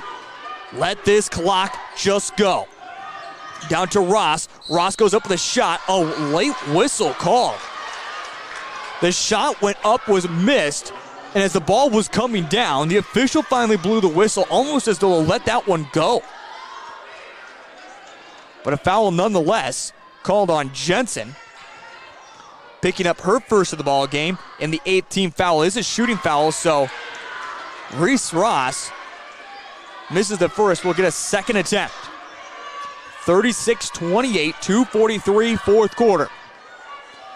Again, ball game not over with yet for the Tanagers. St. Thomas More hits an important free throw with Reese Ross, who now has 17 points in the ball game, who averages, Reese Ross does, 18. So basically at her average for tonight. Janaea Cleveland makes the spin in the lane, picks up the dribble but has it stripped away by Grimshaw. And quickly the opposite way. Again, the Tangers really can't necessarily give fouls either, because it just puts the Cavaliers at the line as both teams currently in bonus. 2:15 fourth quarter, 20 seconds on the shot clock. The Cavaliers will just continue to work this clock. Grimshaw to Mulman. Back to Grimshaw. Grimshaw bounce pass to Mulman, baseline, goes up, leaves it short, ball loose, picked up by Chandler Cleveland. Under 2 minutes remain. Tangers need to go quickly. Voss will drive in, puts up the shot, misses, but she is fouled and will shoot 2. The foul against Reese Ross, picking up her third personal, 9th team foul. But again, shooting foul, Voss will shoot 2. No matter the outcome tonight, we'll be back with you tomorrow in North Sioux City for the Vermilion boys. If you're a Tangers fan, if you're a St. Thomas More Cavalier fan, well then, of course, more basketball also coming up for the Cavaliers in the region playoffs as well. And speaking of that, for St. Thomas More, they had a first-round bye as they grabbed the 1 seed in Region 8. They'll be playing Custer tomorrow back at St. Thomas More. For all of our Cavalier fans out there that weren't aware of that situation, have a little bit of home basketball. In fact, the final game, home game for the Cavaliers tomorrow night. So after that, if they win, head to the SoDak 16. There's no home games after that. Free throw is good as Voss goes 1 of 2. 37-29. Now pass up to Mulman, across the timeline, and once again, Brooks is saying foul. And finally, Casey Hansen comes in and fouls Robbins. Jensen will come back in. Casey Hansen commits her third personal. This really hasn't been a spot either. The Tanagers have had to foul late in ball games. And now Regnerus comes out, Jensen back in. It is a 1-1 for Gabby Robbins, again, who has struggled shooting free throws tonight. In fact, she is 1 of 4 from the charity stripe. Again, a 1-1 opportunity upcoming. Free throw is up, and this one is off the mark. It's going to bounce off to the left, goes out of bounds. They say last touch. Kessler tried to throw it off the shoe of Janaea Cleveland, but then it came back and touched Kessler as it went out of bounds. Janaea Cleveland to inbound. Gets to the Casey Hansen. Press being slightly applied by Robbins. Robbins will let Casey Hansen go by. Now to Jensen, over to Chandler Cleveland. The Tanagers need a quick shot to Voss. Down to Jensen. Jensen was open, throws it off the glass. Jensen, who only scored 1 point in that first half, now has 7 of her 8, and a quick timeout called. A quick timeout called. We're going to step aside. We're back in 30 seconds with the conclusion of this SoDak 16 matchup between the Vermillion Tanagers and St. Thomas More on ESPN Radio and Vermillion Streaming. Safe means you're sort of protecting yourself. My mom and dad told me how to be safe. It's like super duper important. Hold a grown-up's hands. Put a helmet on because you might hurt your head super duper bad. Protect their future by protecting yours with your local State Farm agent, Dick Sunday. Need a new set of tires? Look to Carlson's Body Shop in Beersford. How about some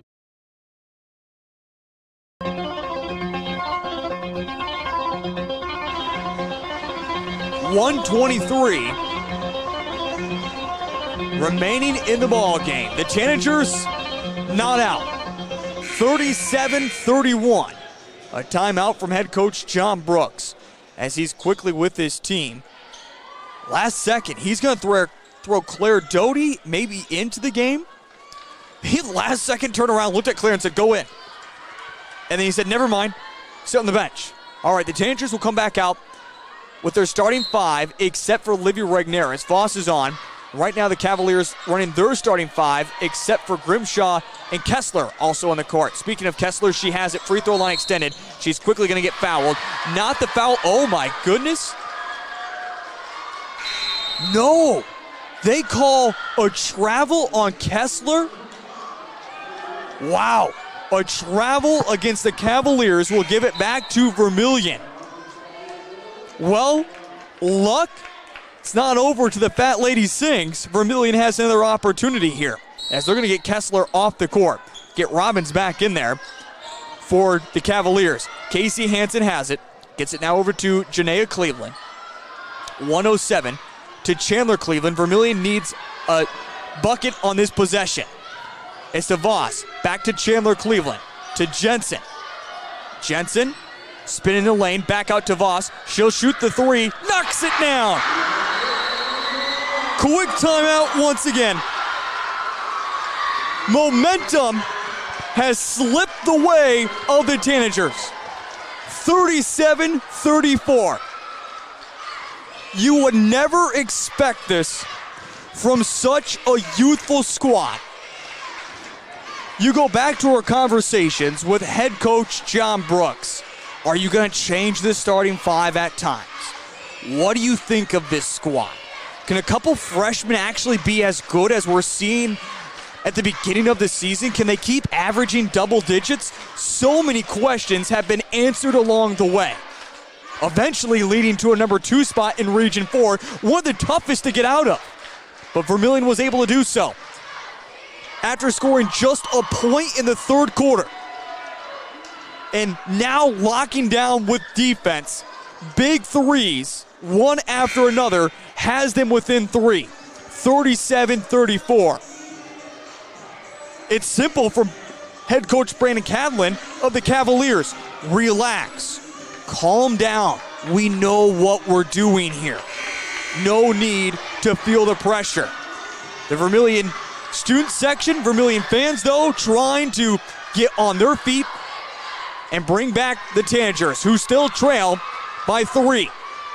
Robbins is told she can move along the baseline. She'll inbound with 51 seconds. She'll do that as she inbounds to Duffy. Can the Tanagers foul? It will be 2 free throws to Robbins. They get it up to Ross, but it's going to be stolen away by Voss. Voss quickly the opposite direction. Contact made. Ooh, a foul should have been given there against Voss as she threw a deep elbow. Nothing called. Janaea Cleveland to inbound. Brandon Cadlin comes all the way out to midcourt. He's like, are you kidding me? I wanted a timeout. He'll take a 30-second timeout. Certainly an elbow was thrown by Voss in frustration as she had a defender all over her. But it went out of bounds. Vermillion will have the basketball with 39.7 remaining in the ball game. 2 seconds were allowed to bleed off the shot clock. 37-34. It doesn't get more exciting and more intense than this. Our video producer tonight, Michael Schumacher, just shakes his head. This is his first trip with the Vermilion Tanagers all season long. He decided to make the journey to Pier for the second time this season for him. First time getting to watch the Vermilion Tanagers. And Michael, all I have to say is, are you not entertained? 37-34. Vermilion will inbound along the far sideline. Casey Hansen will be the inbounder. She gets the ball from the official. Will go over to Janaea Cleveland. Cleveland to Voss. Voss to Chandler Cleveland. Cleveland back to Casey Hansen. Hansen trying to make her move. A foul called as Jada Molman, did not let Hansen make a move, so picks up her 4th. It is the 10th team foul, so double bonus where Casey Hansen will shoot 2. 37-34. Hansen wipes off her right shoe. That out of nerve, not necessarily clean. First free throw is up, gets it. Casey Hansen has drawn it within 2. Quick substitution. This is offense for defense as Leah Herbster checks back in, trying to get the rebound here. If Hansen misses. Free throw is up. She gets them both. Vermillion within 1. 37-36. They inbound it to Reese Ross. The Cavaliers just need to hold on with Ross. Makes a rainbow pass over to Grimshaw. She'll be fouled right away. And that's exactly what the Tanagers wanted. Get it out of the hands of Ross, a surefire free throw shooter, and get it into the hands of Grimshaw. It is 2 free throws upcoming. Shooting from the free throw line, Grimshaw shooting 54%. First free throw is up, it's off the mark. 37-36, 21 seconds. And again, defense for offense. Leah Herbster will come out. Brooke Jensen back on. Grimshaw shakes herself out. Will toe the line with the right foot. Staggered stance, free throw up, knocks it down. Vermillion to tie it up. Inbound to Janaea Cleveland. Picks up her dribble in the backcourt. To Brooke Jensen. Jensen across the timeline. Bounce pass to Voss with 12 seconds. Voss over to Chandler Cleveland. Cleveland to Voss in the corner. 5 seconds and a timeout. Head coach John Brooks. John Brooks uses a big timeout here. And by the way, I will admit, I have not kept timeouts here in the ball game. And because somehow a AA school does not include timeouts on their scoreboard, I cannot tell you how many timeouts remain. I want to say that was head coach Brooks' last timeout. Michael also gives that look like, yeah, you're right. Well, that's kind of weird, which makes it even weirder. We talked about this when we were getting here. These scoreboards are just awkward. They're really weird. And this little video board is the biggest screen on the left side of the wall. It's just a kind of a wonky setup. and it just runs ads the entire time. Like in Vermilion, you would see that where the individual scores would be. But here in Pierre, it's kind of a little bit of a different setup. Well, Vermilion, it's simple. 3-pointer puts them on to state. 2 points, ties it up. The first buzzer goes off. Vermilion, with their girls gathered together one final time to move to state. St. Thomas More to hold on defense. Along the far sideline, it will be Chandler Cleveland right in front of her faithful student section to inbound. Vermilion set up their offense to run one play. One play, what will it be? Chandler Cleveland to inbound. Gets it down to Janaea Cleveland, popped up in the air, ball loose, and a quick foul. Vermilion's one play turns into a turnover. A Grimshaw, again a 54% shooter, will shoot 2 with double bonus.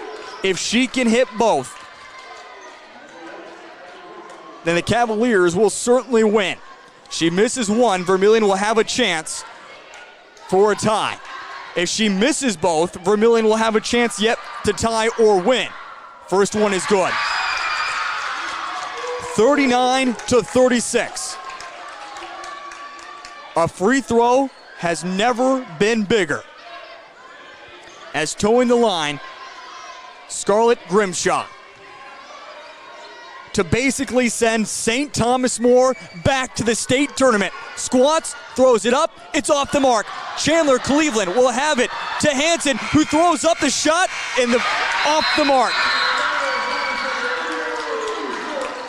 Casey Hansen's 3-pointer at the buzzer leans to the left. And the St. Thomas More Cavaliers have punched their ticket back to the state tournament. For Vermilion Tanagers, fight back tears that will certainly be free-flowing here in a moment.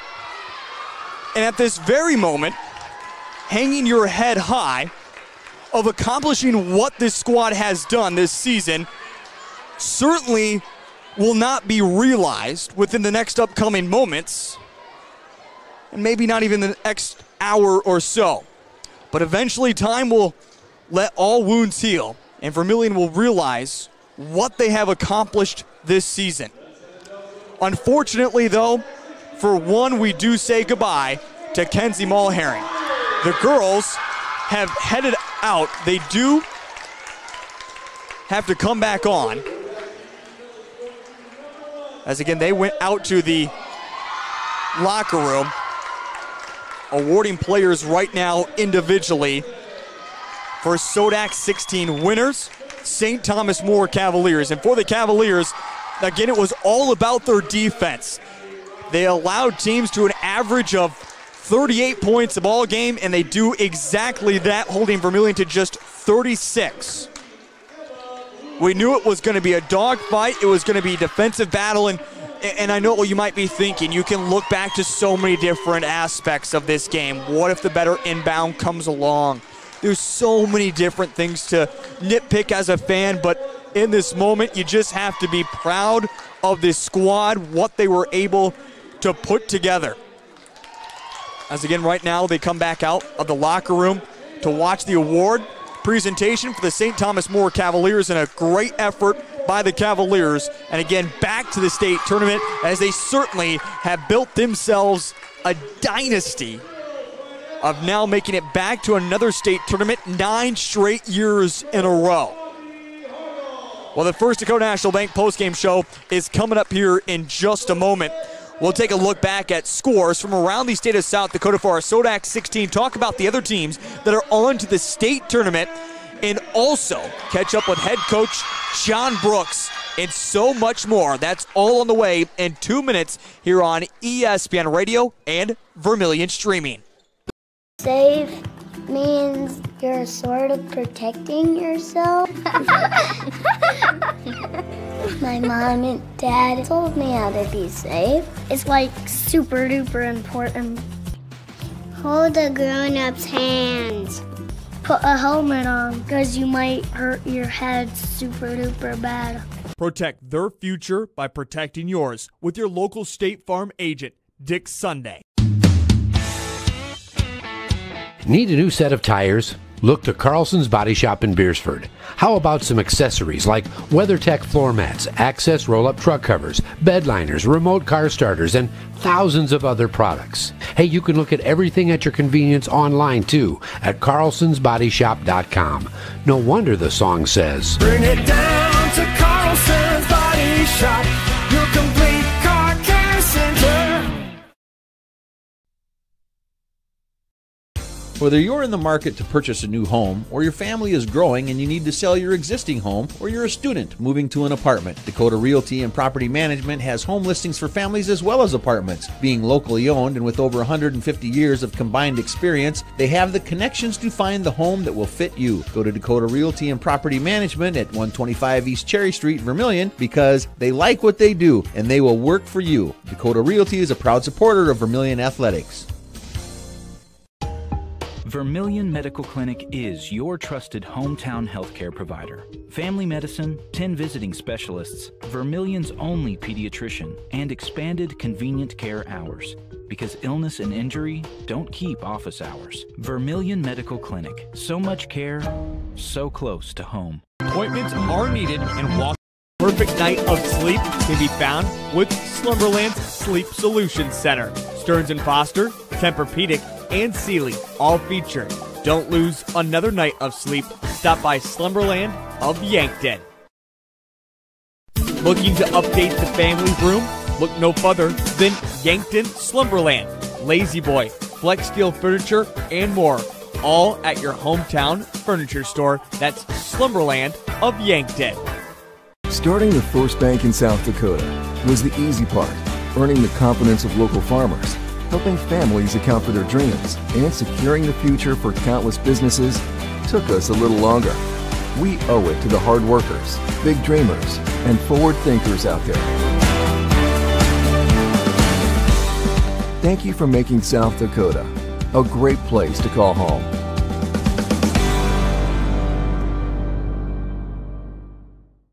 Seed or business, email fullerdigitalsolutions@gmail.com if you're interested. Bringing live high school sports streaming to you, Fuller Digital Solutions. Look us up on YouTube.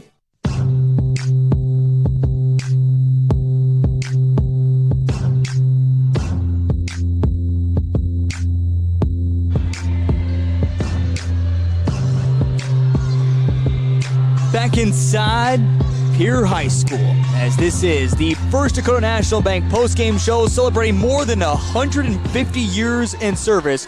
First Dakota National Bank is proud to stand by you through all those years and will continue to stand by you and all your banking needs for the next 150 years. Well, your final from the Capitol tonight, 39-36. The St. Thomas More Cavaliers, the favorite to win, are able to hold on. And certainly I do not try to ever play a homer in any broadcast, but we'll have to say this much. The fight from Vermillion, especially only scoring 1 point in that third quarter, getting down by as much as 13 points in the fourth quarter. It's so easy at that point to just pack it up, call it a game. You know what? We're a young squad. We only lose one senior. We'll come back next year and hope for the best. But that's not what this team did. This team came roaring back. Every time they needed a shot, they were able to get one, except at the very end. And again, you talk about a young squad. All you can do is hold your head up high if you're a Tanger fan and be darn proud of what this girls team has put together. They'll finish their season at 17-6 overall. One game short, one shot short of making it to the state tournament, but a lot of pride coming back home to Vermillion. And again, you talk about it, a youthful squad only gets to continue their run with these players over the next couple of years, and certainly going to be exciting to do so. Once again, this is the First Dakota National Bank postgame show on ESPN Radio and Vermilion streaming. As coming up here on the postgame show, we'll take a look back at the final game scoring, also get to our Latte Da player of the game, and so much more. When we talk about scoring, though, for the St. Thomas More Cavaliers, we expected her to have a big game, and she certainly came through. Reese Ross, who averaged 18 points a ball game, finishes with 17 on the evening. After that, Gabby Robbins. Again, you talk about, well, this could have gone right, that could have gone right, this and that. Gabby Robbins was the X factor for the Cavaliers.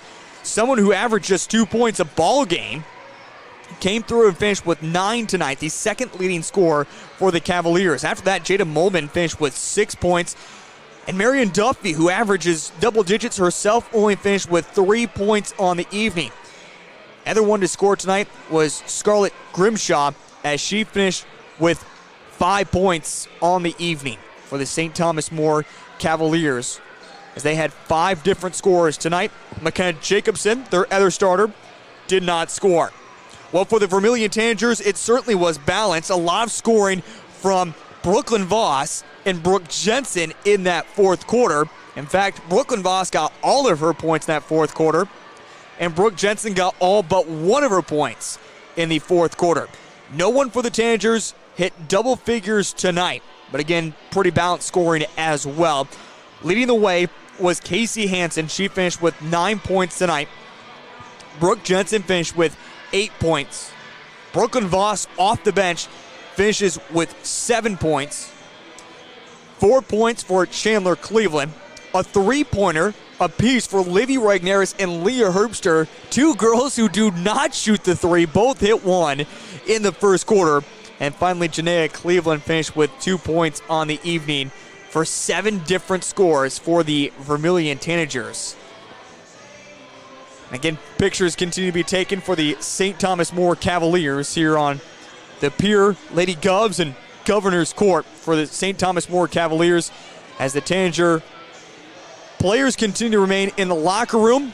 Along with head coach John Brooks, we're certainly going to catch up with him. But right now, let's get to our Latte Da player of the game.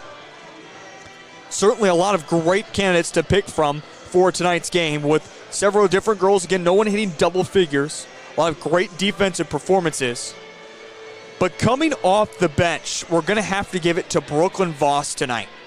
The reason I picked Brooklyn is because she was thrown into a position. She's been able to get big minutes all season long off the bench for Vermillion. That's what she's known for. But thrown into a very defensive position with Leah Herbster and Chandler Cleveland both picking up their 4th personal fouls, both early in that fourth quarter. She had to play a majority of the second half. And when the Tanagers needed her the most, she was able to step up and hit her free throws and also hit a big 3 in that fourth quarter for a comeback. Certainly provided a spark for the Vermilion Tanagers off the bench, finishing with 7 points, 5 rebounds in the ball game, along with 2 steals. Our player of the game goes to Brooklyn Voss. Remember, you can always pick up a great cup of coffee each and every morning from Latte Da in Vermilion, straight across from North Complex. Either stop by the drive-thru window or give Sandy a call if you need that pickup order, or she can always deliver. That's Latte Da across from the North Complex in Vermilion. Final score once tonight from the Capitol, 39-36. The Vermilion Tanagers' dream of making it state comes a shot short. Yet to come, our conversation with head coach John Brooks, and also other scores from the SoDak 16, who is on to the state tournament. We'll catch up with both Class A and Class B. That's on the way in 2 minutes on ESPN Radio and Vermilion streaming. Machine in Beersford is your full-service quality John Deere dealer. From the latest John Deere combines and tractors to lawn equipment you can count on, Peterson Machine in Beersford will bring you the best value for your dollar, along with professional service and parts to keep you going. Check out the big selection of used equipment as well. Need a hard-working farm hand? Peterson Machine also carries a full line of Polaris ATVs and UTVs ready for the toughest jobs. No matter what the job, Polaris keeps you going. Check the full inventory at petersonmachine.com. Midnight Midwest Ready Mix and Equipment is your locally owned and operated ready mix company. Their specialty, 6x6 front discharge mixer trucks that allows for better placement of concrete and ease of use. Midwest Ready Mix and Equipment offers the highest quality of concrete products and aggregates, and also a full-service dealer for Logon equipment featuring telehandlers, excavators, and ASV track skid loaders for purchase or rent. Midwest Ready Mix and Equipment, East Highway 50, Vermillion. Need a doctor. You don't need to feel sick to feel better. Customize your washer for any load and wash the way you want. Industry-first innovation and design lets you remove the agitator to wash a bulky load that needs more space and easily swap it back in whenever you want. It's twice the wash action options and twice the washer you have at home. Find this and other Whirlpool and Maytag appliances at Merce Appliance in Vermillion. If you're considering a new roof, you want to put your roof in the hands of Dave's Roofing. Dave's Roofing specializes in residential roofing and has over 10 years of experience. Dave's Roofing covers any job from a 60 to 80 mile radius of Sioux City and has a 10-man crew that completes most jobs in one day. Dave's Roofing will make sure the cleanup job is done right afterwards too. And the products installed are impact rated and eligible for homeowners insurance discounts. Look up Dave's Roofing on Facebook and check out the work that's been done and customer testimony.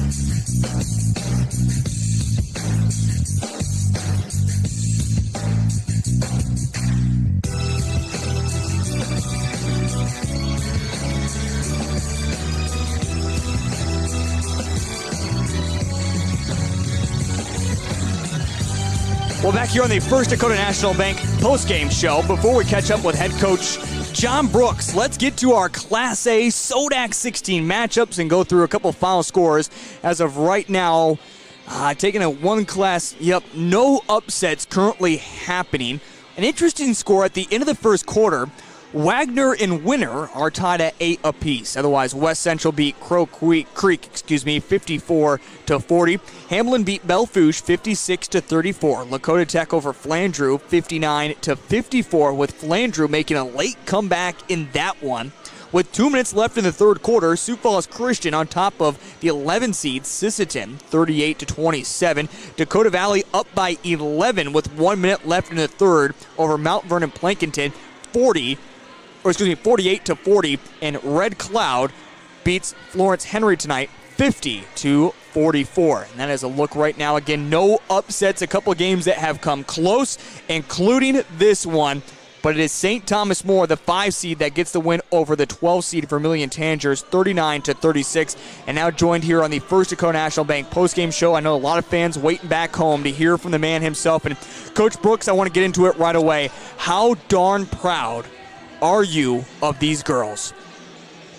Yeah, it's obviously hard to put in words right now, and it's exactly what we just told them in the locker room, and it's tough to absorb everything, and it's one of those things where obviously we know the history behind St. Thomas More girls basketball, and for our group, young group that's never been in this situation, we were nervous there as coaches in the first quarter to see how we were going to react, and I thought we got off to a pretty good start and did some nice things to kind of settle us in. And St. Thomas More is very good defensively. It was 2 good defensive teams tonight, and they got up and pressured us. And the third quarter we only had 1 free throw, and that really hurt. But just told the girls that for us to be down 10 and make the comeback that they made under the pressure that we were in, and to have a chance to tie or win the thing at the end is.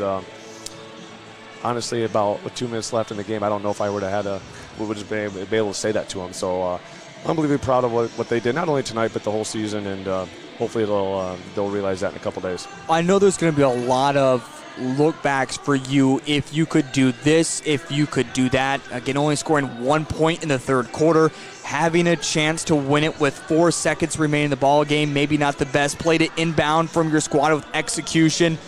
Do you look back at one specific moment, or do you think it's going to be a collective that might haunt you for the night, but eventually getting over? Yeah, the fourth quarter we did some different things offensively. We kind of went more to our spread attack, more dribble drive stuff, because they were really getting out and pressuring us. And, when we were in the third quarter and struggling to score, I wish we probably would have went to something like that where we could attack a little bit more. But those are things as coaches you can always look back and find a thing here or there too, and give St. Thomas more credit. We were playing off a few of their kids, and they made some big shots. I thought we did a great job on Duffy. I think she only ended with 2. Yep. Obviously, Reese Ross is very talented, and she got her 17. So, but overall, we just came up a little short. We crowned our Latte Da player of the game to Brooklyn Voss, giving big minutes off the bench tonight for your squad after Chandler Cleveland and Leah Herbster got into foul trouble. How key was her execution down the stretch to give your team a fighting chance in the end? Just a talented kid, and just so natural and does so many good things on the basketball court. With her, it's all just getting more playing time and playing with confidence. And, when she gets into the flow of the game, and she's playing with a lot of confidence, she's really tough to stop. So really good year out of her, and we're lucky that we still have her for 2 more. And I don't want, and I know you need this to soak in right now, and I don't want to look ahead to next season, but let's do that. Only losing 1 senior. How amped up, how excited are you already for next year to begin? Yeah, it's tough. We just said that in the locker room. Unfortunate part of this time of year, when you lose, you got to say bye to seniors. And luckily for us, we only had to say goodbye to 1. And the Z has meant a lot to our program, and we just told her that in the locker room. It's not always about the minutes you play. It's about the role and what you do on our team. And we just had a quick little story on the way here. We stopped at Chamberlain for a shoot around, and we didn't realize that we didn't have our whole scout team here that we usually do as we were walking through things. And we kind of look around like, oh, our scout team's not here. And senior Z, standing in the back, goes, I'll be scout team, and just runs on it was ready to run on the floor and be scout team for us. And it's just, she's just a kid like that. She is willing to do whatever it takes. She's screaming, yelling on the bench the whole game.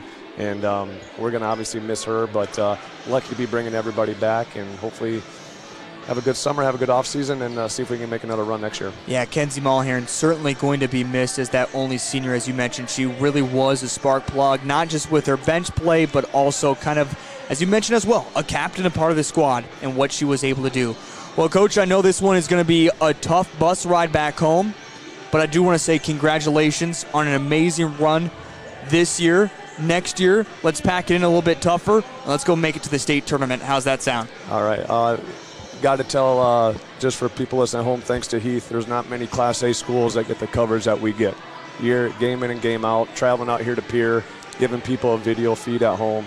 We're pretty dang lucky here in Vermillion, so appreciate all your work. Hey, thank you, Coach Brooks. Once again, head coach John Brooks on the First Dakota National Bank post-game show, and I would certainly do it any time of the day, no matter what, and going off that as well. We'll be with you tomorrow night in North Sioux City for that Vermilion boys game, as we don't say officially goodbye yet.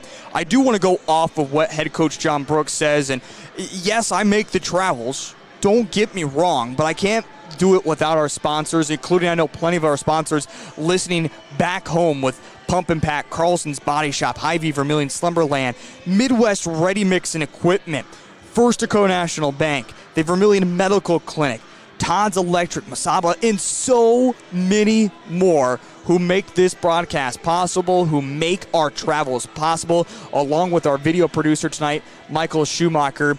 It certainly has been a fun ride. One I will certainly remember. I mean, you talk about a state tournament run last year from the Vermilion boys, and going into this season with the Vermilion girls, you just didn't know what was going to be happening. But it was one to remember and look forward to their season next year. We're going to step aside for 1 more minute, and when we come back, we wrap things up from the capital city here on ESPN Radio and on Vermilion Streaming. Electric Service with shops in Pier and Vermilion. We offer a full spectrum of electrical services covering Central, North Central, and Southeast South Dakota. We are licensed, insured, and ready to work on your agricultural, commercial, or residential project. Need a quote? Give us a call. Todd's Electric Service, the line to power.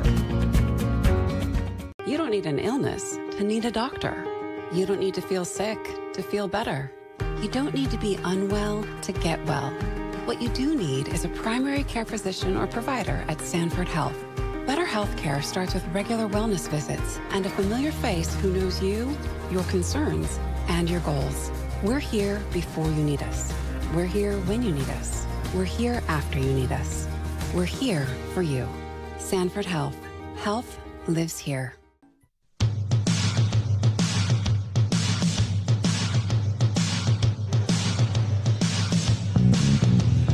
Well, one final time from the capital city. And it's been great having you along here on this Thursday evening. If you weren't able to make the trip to Pier, I'm glad I could make it for you with ESPN Radio and Vermillion streaming. Certainly has been a great trip. And before we say goodbye, let's get into final scores from around the state of South Dakota for the SoDak 16. What are the 8 teams that have punched their ticket onto the state tournament? Now, that is coming up next Thursday, Friday, and Saturday. And you know what? Maybe it's okay the Tangers didn't make it, because who won the Go to Frost Arena anyways? Am I right? All right, no, we won to be there. But nonetheless, so far, there have been 5 teams that have punched on their ticket in Class A. Number 2, West Central got the win over 15, Crow Creek 54-40. No upsets, in fact. Hamlin took care of Belfouche 56-34. Lakota Tech over Flandreau 59-54. Again, St. Thomas More beat Vermillion 39-36, and Red Cloud beat Florence Henry 50-44. With 3 minutes left in the fourth quarter, it is Dakota Valley who leads it on top of Mount Vernon Plankinton 56-52. Sioux Falls Christian is leading Sisseton 47-32 at the end of quarter number 3. It looks like Sioux Falls Christian might just punch their ticket. And at halftime, an interesting score. Wagner leads it just by 5, 16-11. Now, Wagner are one of the heavy favorites along with West Central. A lot of teams think that 1 and 2 combination will be meeting in the state tournament final. In Class B, for their SoDak 16, as Class AA, SoDak 16, you want to call it? I don't know. 2 teams don't make it in. You could just call it the playoffs to go to state. But in Class B, Aberdeen Roncalli, who won it last year for Class A, is back to the state tournament this year in Class B, beating Bison tonight 54-23.